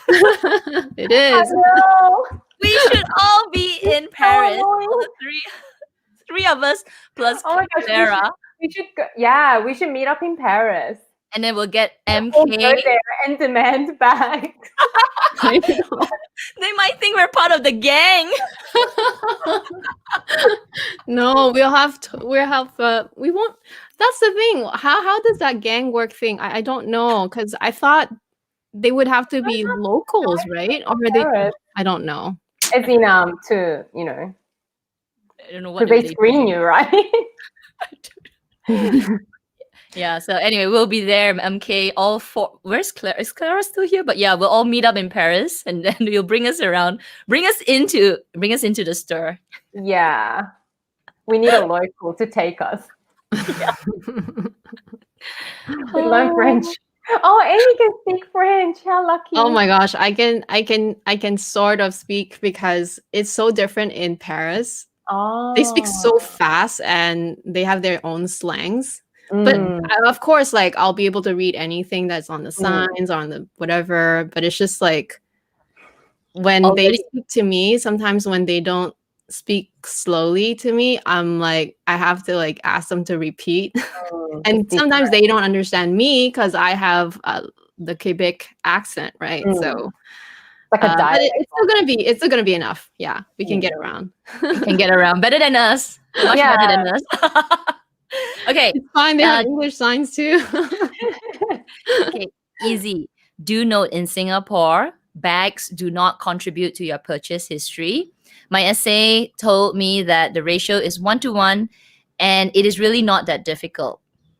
It is 1:1. It's not that, but yeah, you buy any kind of like bags in Singapore, like I think Isabel, you're saying that your friend spent 35,000 and then spent another X dollar for a bag, and if you add up that to be your quota, in Singapore it's still 35,000. The bags do not. They're actually the same. Yeah, so her spend was 35, but she just spent more. Doesn't count in Sydney. Bags don't count. Terrible. Oops, not this one. Okay. My luxury stories. Hi. I really don't see an issue in spending and building a purchase history with Hermes.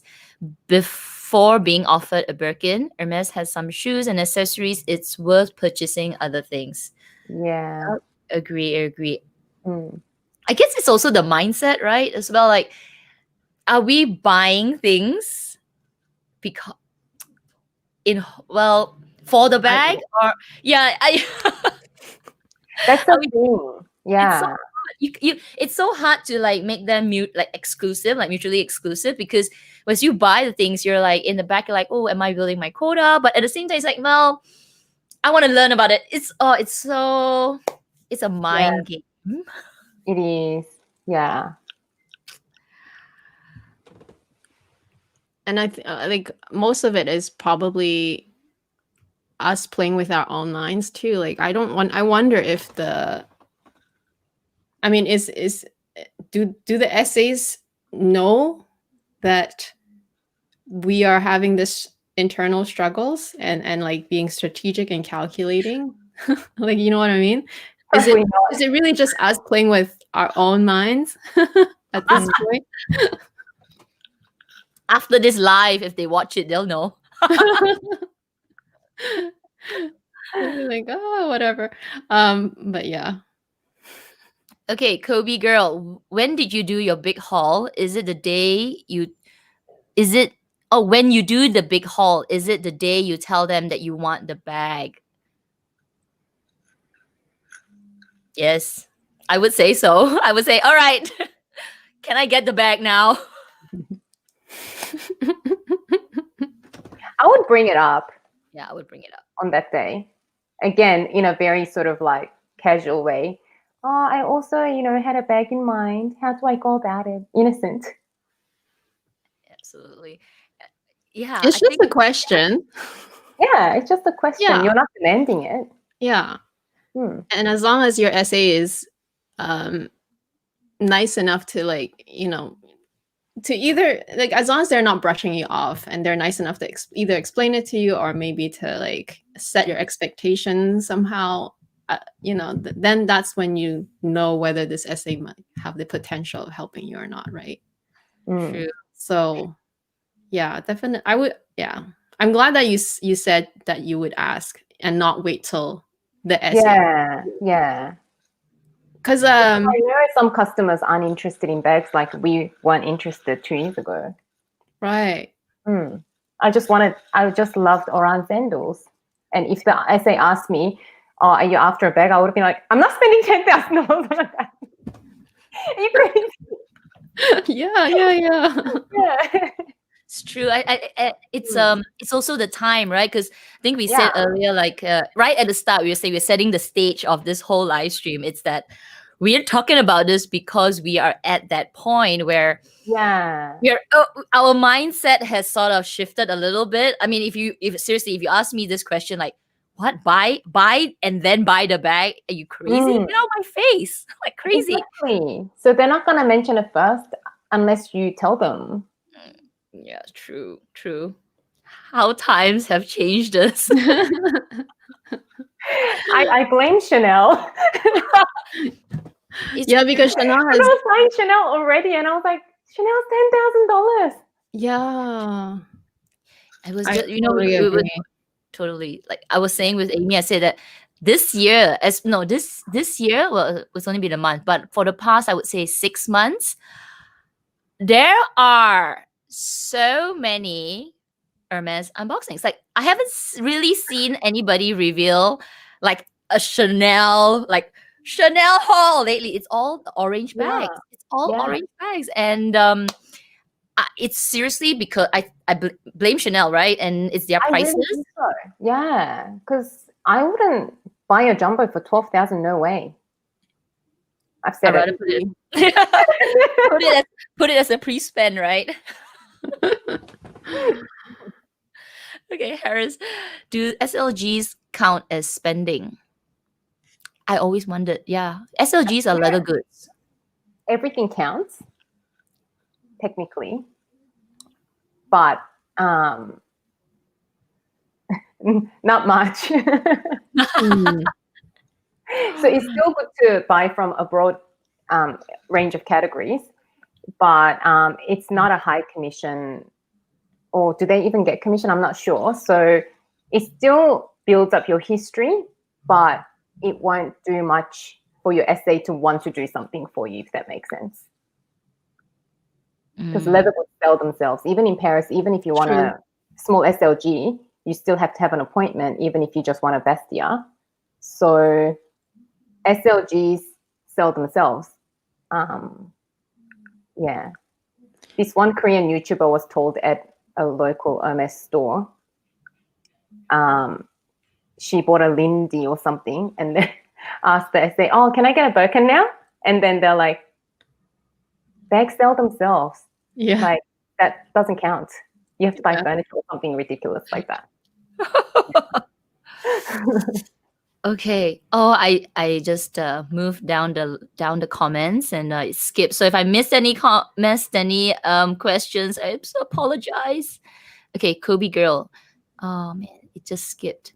We are actually, like I said earlier, we might need a 3-hour live because we are already 15 minutes to 2 hours. I told you, everybody's gonna be like, tell me. Well, maybe we'll extend a little bit for today since it's so hard to get Miss Isabel here. Just kidding. That's just kidding. You're a busy woman. Okay. Not anymore. Not- I mean, I am. Kobe girl. Okay, Isabel's for you. I wish I could have you at my dentist. How lovely to talk about this instead of dental implants. Yeah, if y'all don't know, Isabel is a dentist in Sydney. You can find her there. Okay.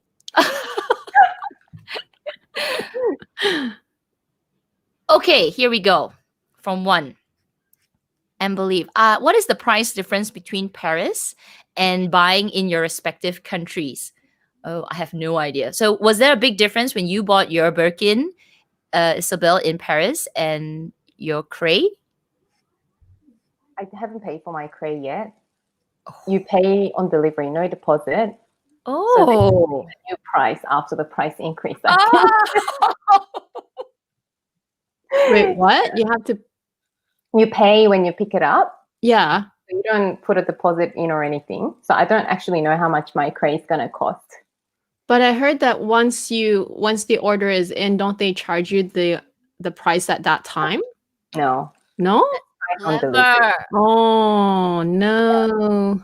So Oh well. I need to prepare for anything. Yeah. But I think in general, Paris is about 20% cheaper when I look at the Purse Forum. Is it because of the tax? No, just the price including tax. Yeah. Yep. Yeah. We all need to be in Paris with Okay. We can stay somewhere really nice for that extra $2,000 or whatever. Yep. We're all making a trip soon. 2022. We're lining up There's no outside. COVID, I guess. What, 20% cheaper? That's insane. Yeah, the Purse Forum has the prices for Hermes bags and for most countries every year. So 2020, I don't think they have a lot yet because I think bag offers have been slow to roll out because of the lockdown in France back in November. So I think less bags were getting made. But when you go into like 2019, 2020 threads, yeah, you can find all the prices there. So, depending on where you live. Okay, a question on other bags. Julie, what do you think of the Constance? Amy, do you like the Constance? For a long time, for a long time before I accepted the fact that I would not mind an Hermes bag, that was the bag that I wanted to get first. I just felt like I never fancied a Birkin or a Kelly, maybe because the style at the time I was just not into it. Like at the time, I think a few years back, I was more into crossbody bags or mini bags. And I always felt like even the smallest size of the Birkin was still so big. But now I like a top handle. And I actually like the Constance less because I like a top handle bag so much more. And I don't know why I like it more, but I just feel like that's what I like more now. I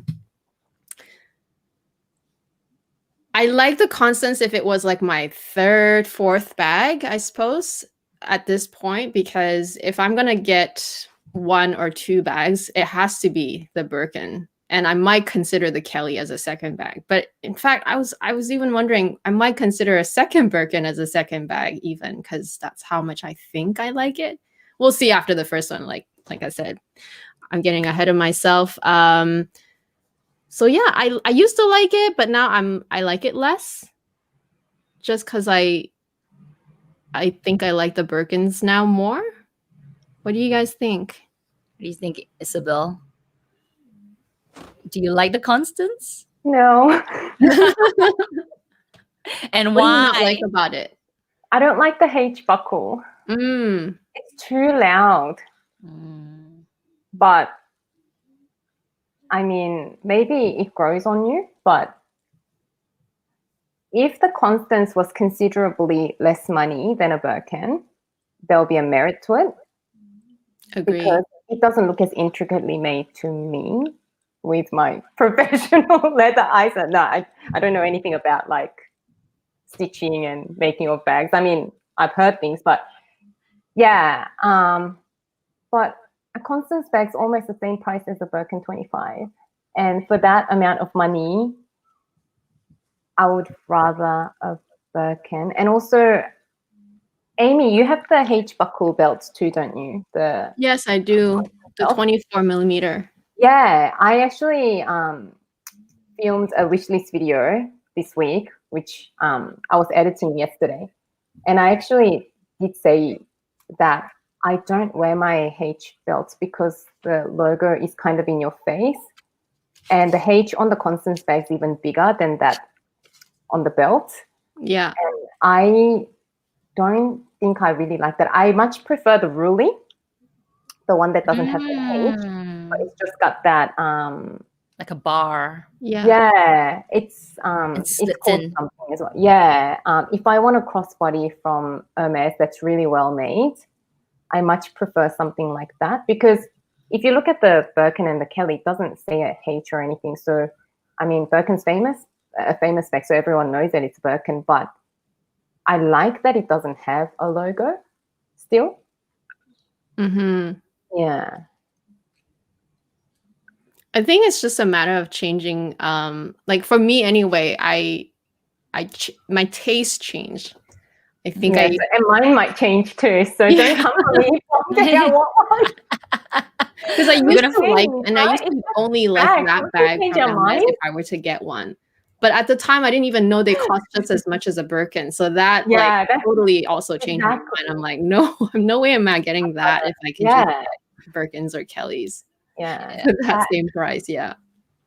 You like the Constance? The Constance, I did consider it, and then I bought but it was so expensive that I bought the Celine box bag to try out the style and the size, because I do know the 24 is sort of like the same size. I do like the size, but over using the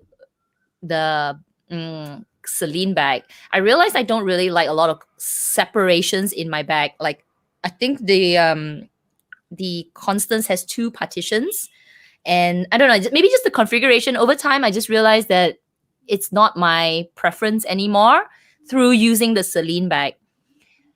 And then after that, the boxiness of it, the large, like here, I just suddenly didn't like it anymore. So the H at first bothered me. Like the first time I saw, like, who would buy a bag with a giant H in the middle? That's just ugly. But it grew on me after a while. It just grew on me. I was like, I think I can kind of accept it. But then overall, then the configuration of the bag, I just said no. And I have seen I have tried a Constance 18 before from a friend. yeah, I do agree. It's not as well made. No, it's well made, but it's not as intricate as like a Kelly or a Birkin. And knowing that it's just as expensive, and I see Maria's got a point here where the Constance is, you know, not a quota bag. You know, it's just one of it's another. It's sort of like another expensive bag. Yeah. It just makes me. I know I'm such a snob, but so less interested to buy it because it's also very expensive. It's like buying the bolide, right? It's just. My God, so expensive. So yeah, thank you. So Maria's saying here, avoid consolation bags. Totally. Because they are commissionable. Avoid it unless you really, really like them, but you're passionate about those bags. But otherwise, they are really overpriced. I like the trendy more than the Constance, by far. I agree. By far, yeah, true. Yeah. If I want to have a bag, I would rather buy a Chanel bag. Yeah. Okay, Lee, is it true that if you buy fine jewelry, it will increase your chances of getting a Birkin 25? My essay hinted me to get a gold ring. If she hints you, does it mean that you should buy it though? Because if she's hinting at you, maybe she's about to offer you one. What do you think? Do you think is a hidden message? Guaranteed. So if you don't like the ring, don't buy it. True. But I know for a fact that fine jewelry does have high commission. Yeah. So if you like the ring, I think it's money well spent. But if you don't, it's still expensive. And even if you buy the ring, it doesn't guarantee that they're going to pull out a bag. So I think it's better to just wait a bit longer and buy things that you like. Yeah. True. Unless you already like it, then go ahead. Yeah. Absolutely. Okay, we have about 4 minutes left to the live. So I'm going to ask the ladies, are you okay to stay for a little bit more? Maybe, I don't know, 20 minutes? 15 minutes? I'm okay. I'm okay too. Do you all want us to continue? Because then I'll have to see I'm looking at the live chat. If you want us to continue, and because we've been at this for 2 hours, it doesn't feel like 2 hours. Even my husband brought me McDonald's. It's like an Hermes movie. If you want us to continue, please let me know in the comments. Please put your yes. And yeah, we are 2 hours. Wow. Okay, let me just keep going while we wait. Okay, here's another one. Okay, I'm seeing a lot of yeses. And by the way, if you have been enjoying this live, please don't forget to give us a like it. You know, it will help with our live, and make sure you subscribe to Isabel and Amy as well. Okay, question, Maria: is it okay to reject an offer for a bag that you don't really like? Say it's not a color that fits your lifestyle, etc. I think it's better to reject it. Yeah, because otherwise you have to build a quota again. And then they might think that you like that color, so they offer you more of that color, right? In the future. Because when you settle every time they offer you something. When my essay brought out the magnolia, because he just wanted to show me a Kelly that he had in store, even before he brought it out, he actually said to me, I'm just going to show it to you because we have it and it's available. Do you want to have a look? And I was like, oh, but I'm not sure if I'm into that color. He's like, doesn't matter. You don't have to take it. But do you want to have a look? I'm like, well, in that case, I'll have a look. And even he was so surprised that I took it. He's like, who are you, Isabel? You asked for Cray, and then you want, this is magnolia. You asked for gold hardware, and it's palladium hardware. You asked for Cellier. This is Riton. Who are you? And he was just laughing at me. Now, every time I go in, he's like, I know you can also be very flexible. And every time it's actually easier to match than I thought. So, if you see the bag and you really like it, it might change your mind after you see the bag. And then by all means, it's worth getting it. But even after you see it, you don't really like it and you can't really work it into your outfits. I think it's actually better to reject it than to take it. Agree. You know, Clara was when she was sharing about her pickup of her bag, because she got her bag really fast, right? So Mm. she did one of the strategies. She just went in, you know, went in and get the bag, and so I think her essay didn't tell her. Yeah, her essay didn't tell her what color it was, so she actually went to the store dressed in what she usually wears, like her pinks or her certain color tops, and I think that helps you like know Yeah.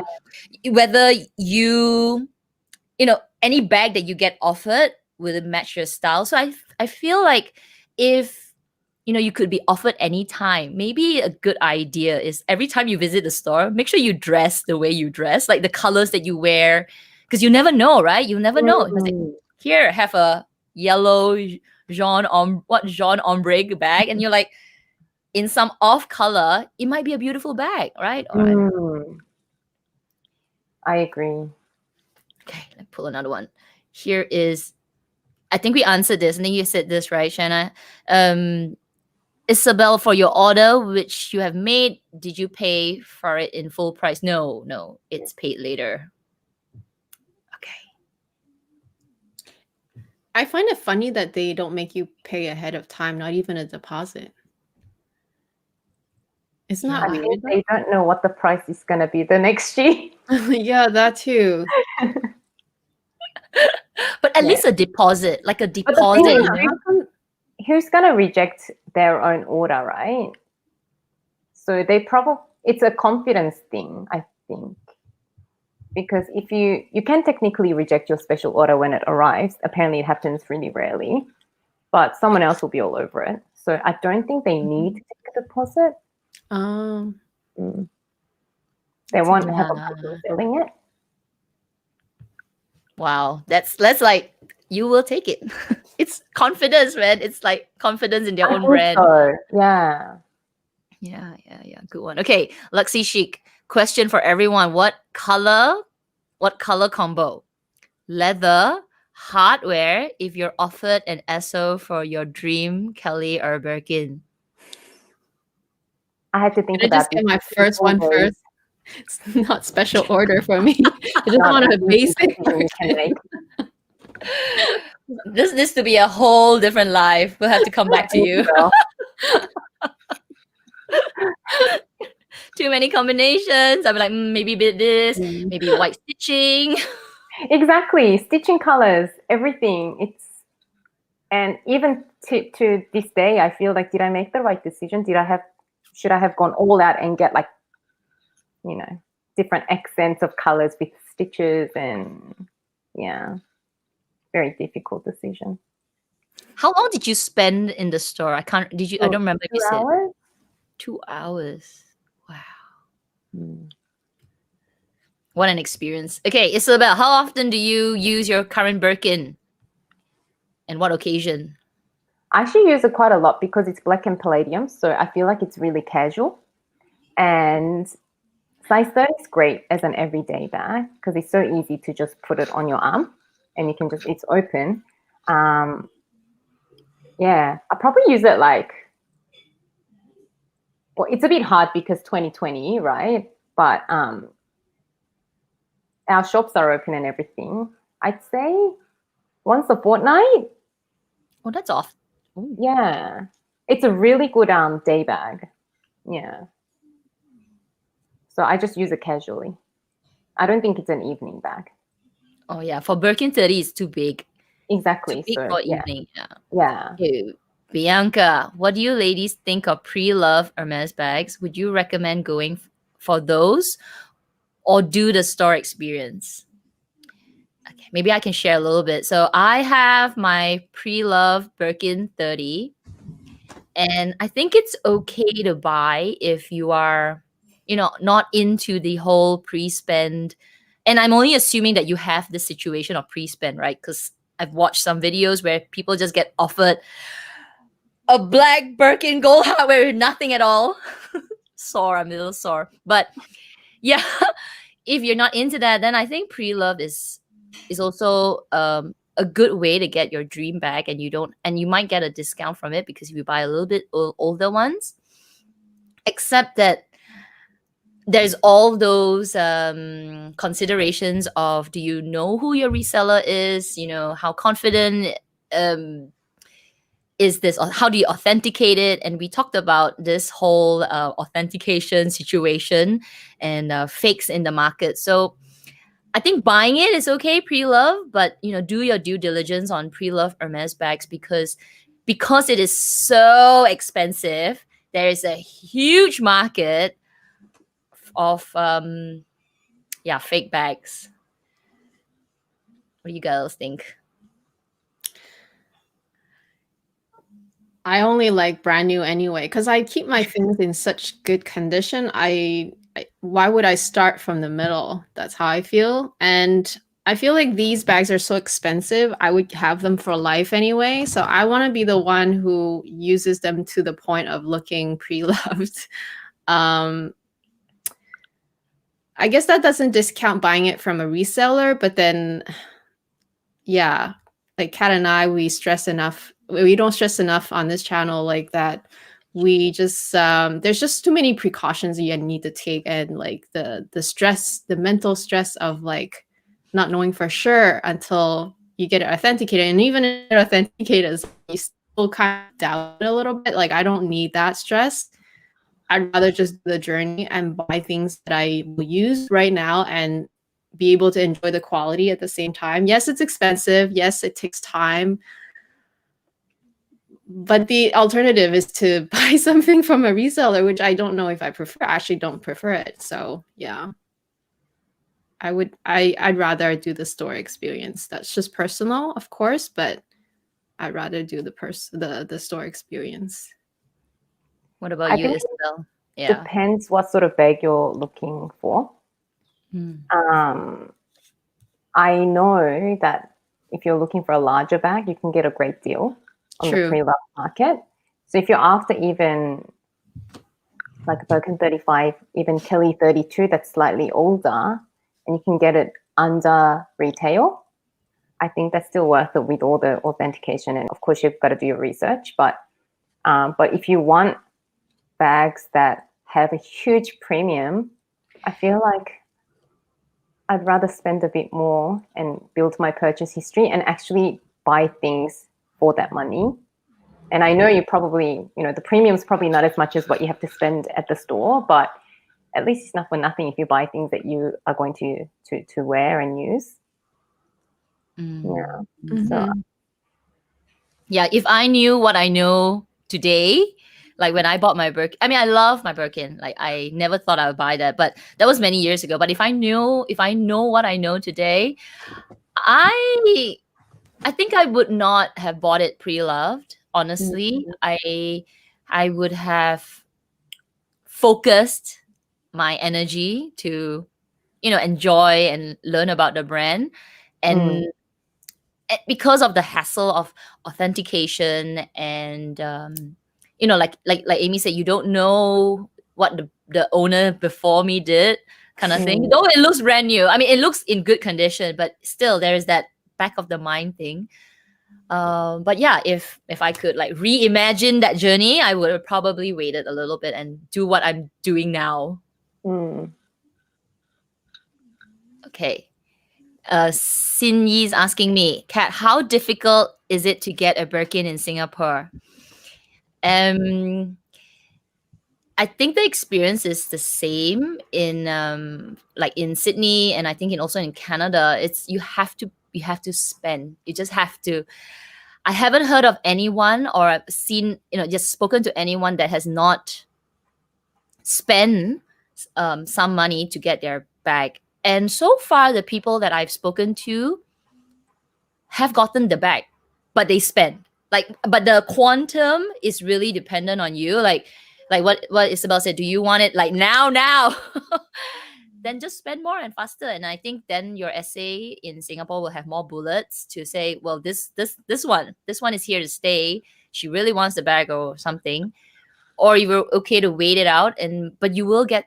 I think so far most people do get the bag as long as you spend. So how difficult is mainly I think your own like spending appetite, and of course the essay as well, right? So find a good one. Ooh, I think this one maybe we can share it to Isabel. Karen, is the size 25 Kelly a good size? It's probably my favorite size because when you pay so much, you want it to still have some versatility.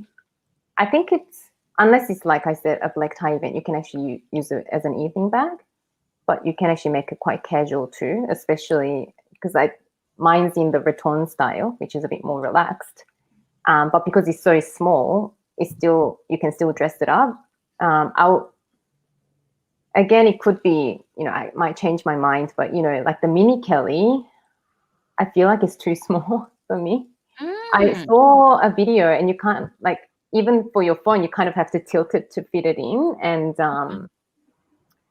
then Kelly 20, yeah, I really like the look of it, but if I'm just going to have one or two bags, I don't think mini Kelly is very wise to buy. And then I suppose the next size up, Kelly 28, it's more of a day bag, because my friend actually got Kelly 28. She feels like it's just too big to use in the evening. And even during the day, if you're like sort of more petite, she's smaller than me. It's actually quite a big size. It's a good size, but if I could pick the size, I think 25 would be my choice. I think I'd go for a 25 as well. I had the 32 like many years ago. It's too big. Even the 28, unless you have maybe you work and you like you need to carry a little bit more things, then maybe the 28. But otherwise, it's still pretty large. Like 28 is like, it's even bigger than a Speedy 25. Like it's big. It's a big bag. Yeah. But again, I think it depends. If you're only going to have one Kelly, I think versatility is very important to take into account. And I think 25 is very versatile. And we don't carry a lot of things with us anymore because our phones do so much. But I think if I was, in a position that I can have multiple bags, I know Kelly 28 is the sort of the more classic size. You can really see the shape of the Kelly. So if I could have a few Kellys, I'd love to have a 28 as well, but my first pick will be 25. Good one. Okay, here we go. Pipa, thoughts on the Hermes fine jewelry? I tried it on the other day and I found it hard to like compared to Van Cleef and Cartier. So what do you think? I kind of like their fine jewelry. I find that it's daintier. I'm not familiar with Van Cleef, but with Cartier is beautiful, but they are definitely I'm just using the word hard because it's more like standout pieces. Whereas I feel with Hermes, and I think a lot of their stuff, it's sort of more subtle. I mean, yeah, I'm not an expert at their jewelry, but so far when I've seen the stuff, it's definitely more softer, daintier, girlier, I guess. What do you think? I do like the styles because I did try on some bangles as well to see if I like them. I know, Kat, you love your chunky, like, statement pieces. But I went dainty with both of my Cartier bracelets rather than one chunky one. So when I tried the Love bracelet, the full thickness, which is comparable to their, say, Kelly or CDC bracelet in the rose gold, I actually liked the CDC or the Kelly bracelets. It looks more feminine. But if you like substance, kapow! I know Cartier is like heavier. There's more gold. But for me, I like the feminine sort of, the more sort of subtle look. But I think Hermes fine jewelry is really expensive. Yes. Yeah. But I like the styles, but they're a bit pricey compared to Cartier. Yeah. Because you get more from Cartier. So comparatively, it is. 4 grams of gold. Yeah. Oh, okay. I'm gonna go a little faster. Actually, you know what? So we have so many more questions. I don't think I can get through all of them, but I'm gonna ask this one since I didn't get a chance to ask this one question. did you do do you have any like dirty tricks, dirty tricks that you pulled from your pocket to encourage and entice your SA to get your bag? Give you your bag. I have heard of people using birthdays, weddings, but things like that, like dirty little tricks that you like. Why is it called dirty though? It is my birthday this celebrating year. an occasion, I right? wanted to get this bag though. Sneaky, like little what would you call them? Like little nudges, nudges that you would use from your arsenal. Yeah, did you use any of them?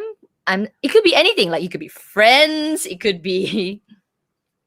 Did you use any of them? No, because I think if I knew that, I would have more bags by now.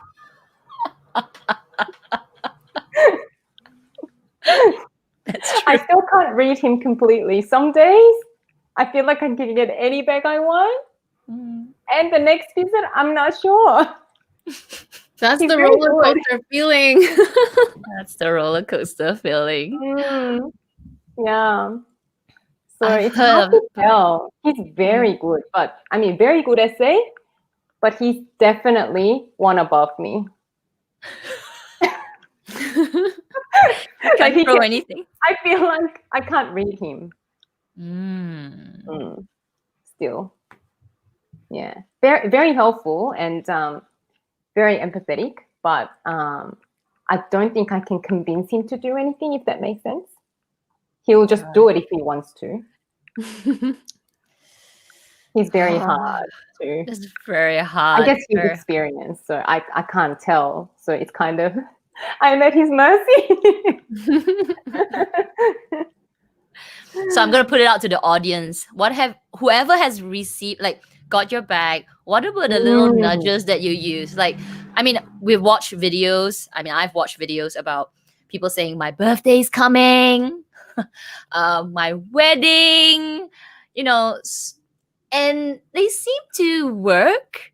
But I'm just wondering if there were any more stuff that could be part of the whole strategy of like nudging your essay to look out for you because there's something coming or something special. So I'm putting out to the audience.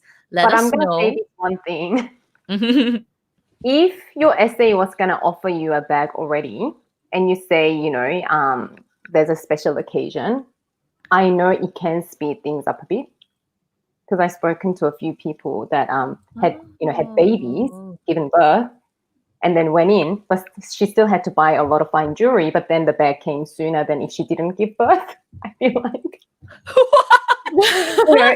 it was kind of like they like to celebrate milestones in your life, but you still need to. They still need to want to offer it to you. Right. But if you say it's my, whatever anniversary, or I've just.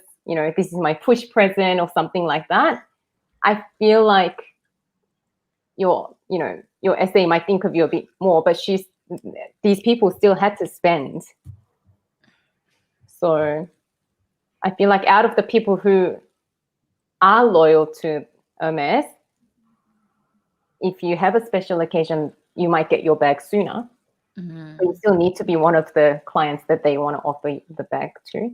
I mean, this is only in Australia and Singapore. I don't think it applies to other countries, but.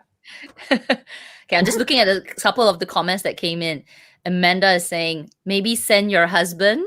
Then Ellie says, KK loves it. It says, I heard that if you send your husband for a special occasion, you have a good chance. So the men seem to be very useful. I've heard that that works in Paris. You go in and say this is a special occasion, and multiple YouTubers have said they're nicer to the men. The other friend that got her one Birkin, she that was what she experienced. Like it was actually her husband who met the essay first. That nice essay, because she's had other essays before. So I tend to agree with that. Bring in the husband. But it doesn't Oh. work at Chanel though. I don't know why. For me anyway. I shop alone at Chanel. Okay, for the love of it, I think this was maybe a comment for one of the what would you do if the bag, like how would you be specific for the bag? So she's saying that I would be very specific. Jerusha was offered a Kelly in apricot, and I think I would have cried, and not for happiness. What would you do if you're offered a crazy color? So we already answered this. We said that reject it because it is Yeah. really not worth your quota spend. Okay. Okay, I'm just going down to make sure I didn't miss anything. I might have missed I'm a actually few. so specific about wanting a black one that I don't even know if I'll accept a red one, even though I like red bags. I just feel like it's so expensive, and to build that quota all over again, I struggle with the notion of, even though red is one of my favorite colors, I don't know if I want to go there. That's how strongly I feel about it.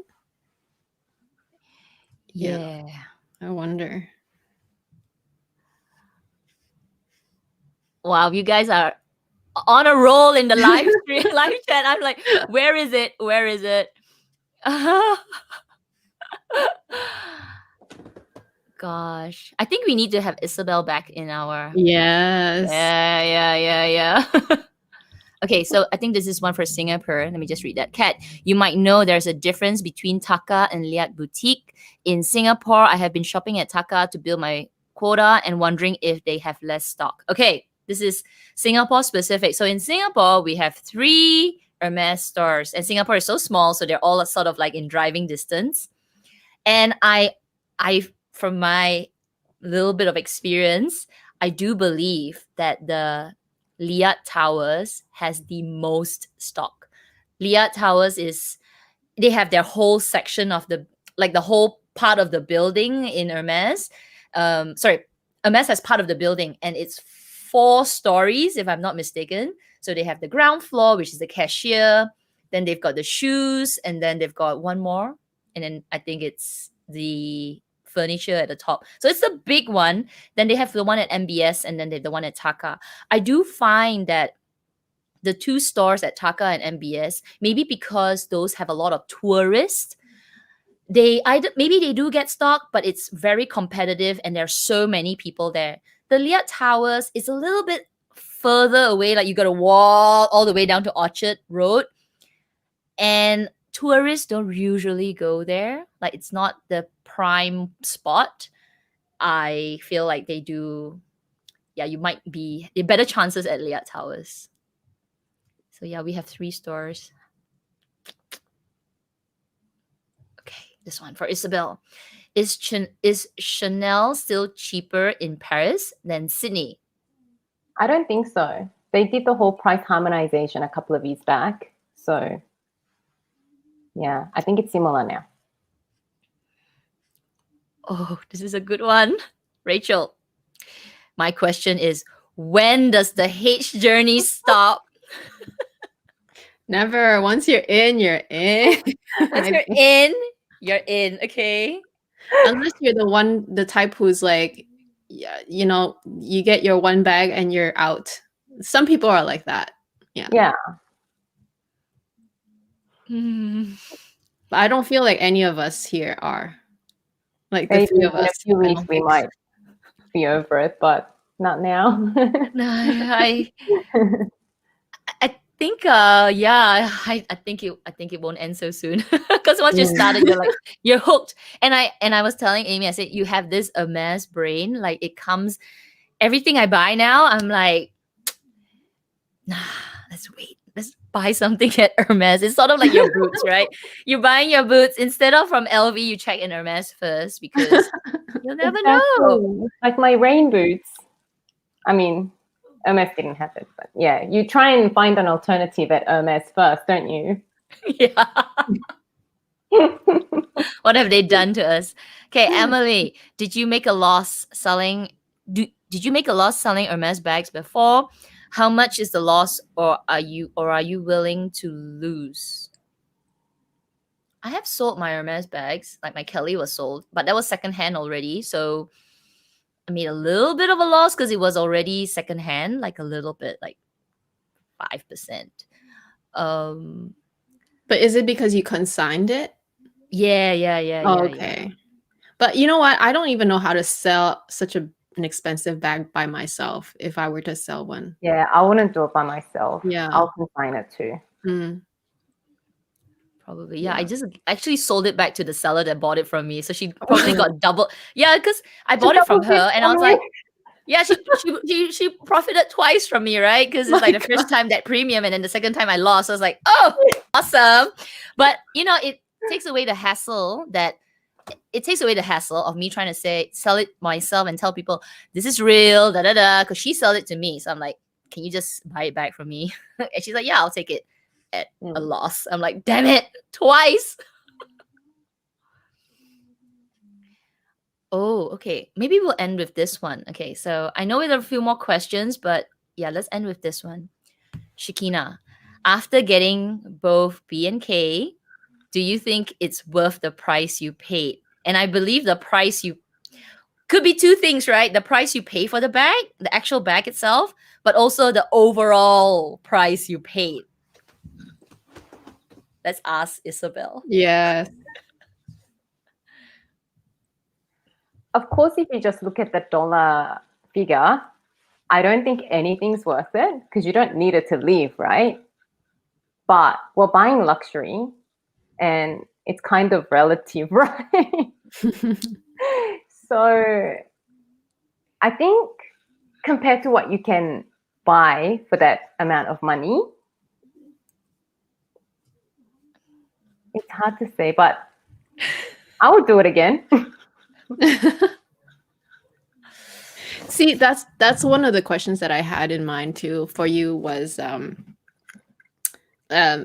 if you were to only buy everything Hermes, would you do that? Like no Chanel, no LV, just everything. No. Including bags and like, you know, your clothes. Maybe not every clothing, but like, you know, a lot of it, because like you said, you were looking for rain boots. You had to check Hermes first before you went to LV because they didn't have it. Is it really that worth it? I don't even know if worth it is what I want to say. It's like, is it, you really happy with it? Like, are you like truly satisfied with everything? I don't think I can only buy Hermes because Hermes has a very specific style, right? Right. And more serious. Yeah, I want to still shop at Chanel and LV and, you know, Loewe, all of those other brands because they're so different. So if someone said, I'm going to put it this way, if someone said you can either only buy Hermes for the rest of your life or you can just not buy Hermes but buy every other brand, but you just can never buy Hermes, I just won't buy Hermes.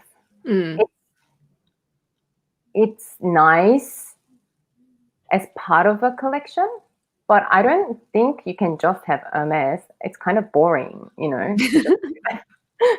It's so serious. Yeah. Yeah. So I like having a small portion of my collection with Hermes items, but yeah, if I could only buy Hermes, then I have to, you know, put all my funds to it and can't buy anything else. I don't think it's worth it. Good. So what are those things that you would check at Hermes first and then check at other places versus, like, what are things that you would do that with Hermes and what are the things that you wouldn't do with Hermes? So I think for me, if I was looking for a specific style, like I want a Chanel mini flat because that's a very specific look, I will never go with like an Hermes mini bag because none of the other bags can give you that look. But say rain boots or anything else, as long as it's a quality made pair of boots and it either has an LV tab or Hermes little H logo, it wouldn't really make a difference. Then I might as well buy Hermes if I'm chasing a bag. True. I put it that way. So yeah,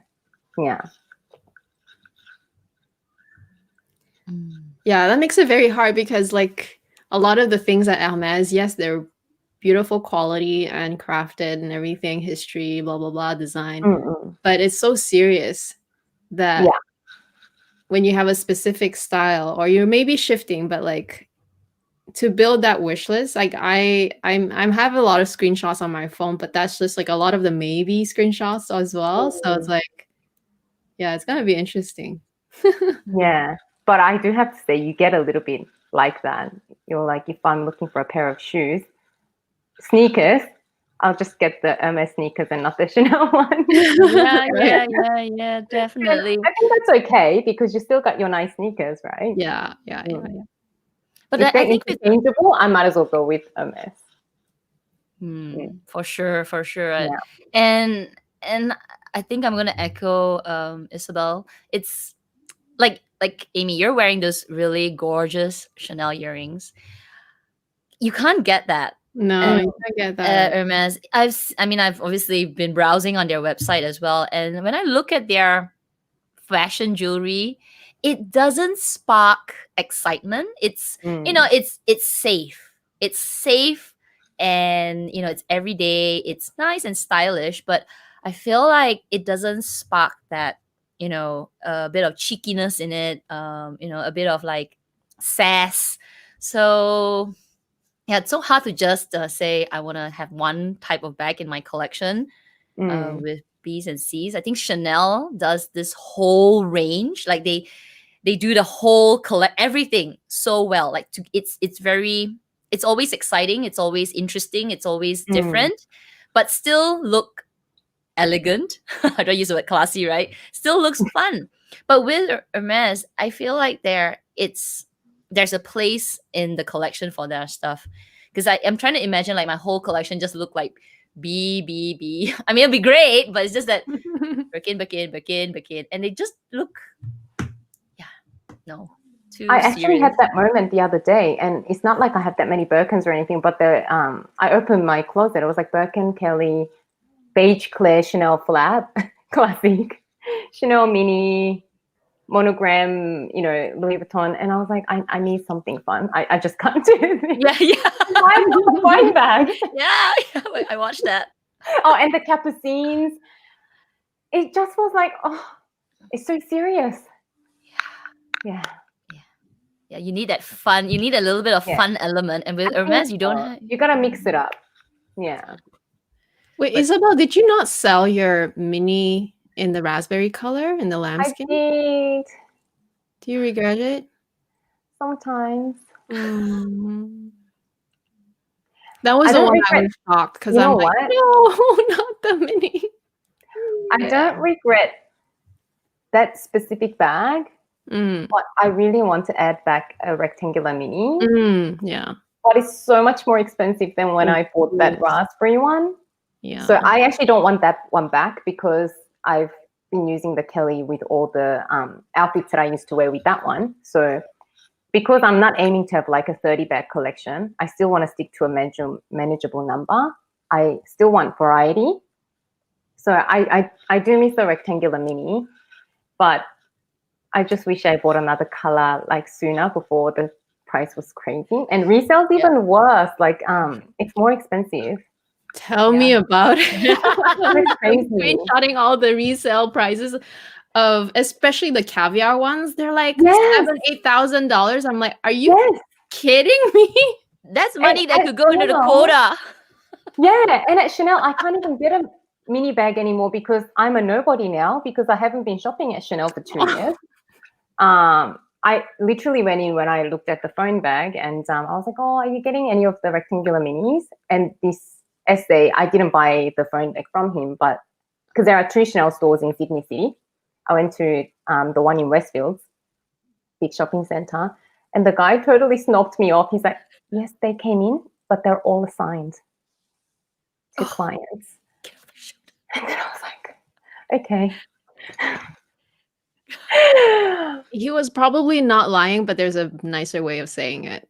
Yeah, but he was very sort of like, yeah, you kind of need to have someone here looking out for you. So I don't think I can get a good combination mini anytime soon. Yeah, but I also don't want to pay $6,200. No, don't do it. Too I don't much. know. I paid for my medium beige clear flap, the medium classic flap, 6,000, low 6,000s 5 years ago, and mini. I don't But know. they are really like with taxes here. It's like 5,600 now, so they are getting close to the 6,000 mark already. Mm, Oh. I know. Tell. So it's a bit hard, but I do miss a rectangular mini. I think it's a really good bag. Yes, it is. Yeah. Yeah. Okay, ladies, we are okay. We are gonna end it. I don't see any more like big questions. There's one maybe from yeah, but why don't we answer them in another one? We should do another one with Isabel. Maybe when you get your cray. Oh, but that could be like that could be too long. Soon. It could be too long. I think we will have you on again, and maybe we'll bring in Clara when Amy gets her Birkin. Oh my gosh, yeah. We'll be Oh forced. my gosh, I don't know when you have to wait till like 2 years Fall later. screaming Who ladies. knows? Maybe we'll do that when you get your Birkin. You started earlier. I literally started last week. I bought one thing. Yeah, we can have Clara. Okay. All right. Anyway, thank you, Isabel, for joining us. This was amazing. Thanks for having me. We'll love to have you back. And everybody, thank you for joining. Wow, look at that. Thank you for all the comments and questions. Everybody's just going and also excited to see you here. So yes, and Amy as well. Oh, so thank you. So make sure you like this video. Make sure you subscribe. Next week, we're going to be on Amy's channel. And yeah, thank you, everybody. So we'll see you then. Bye. Bye. Bye.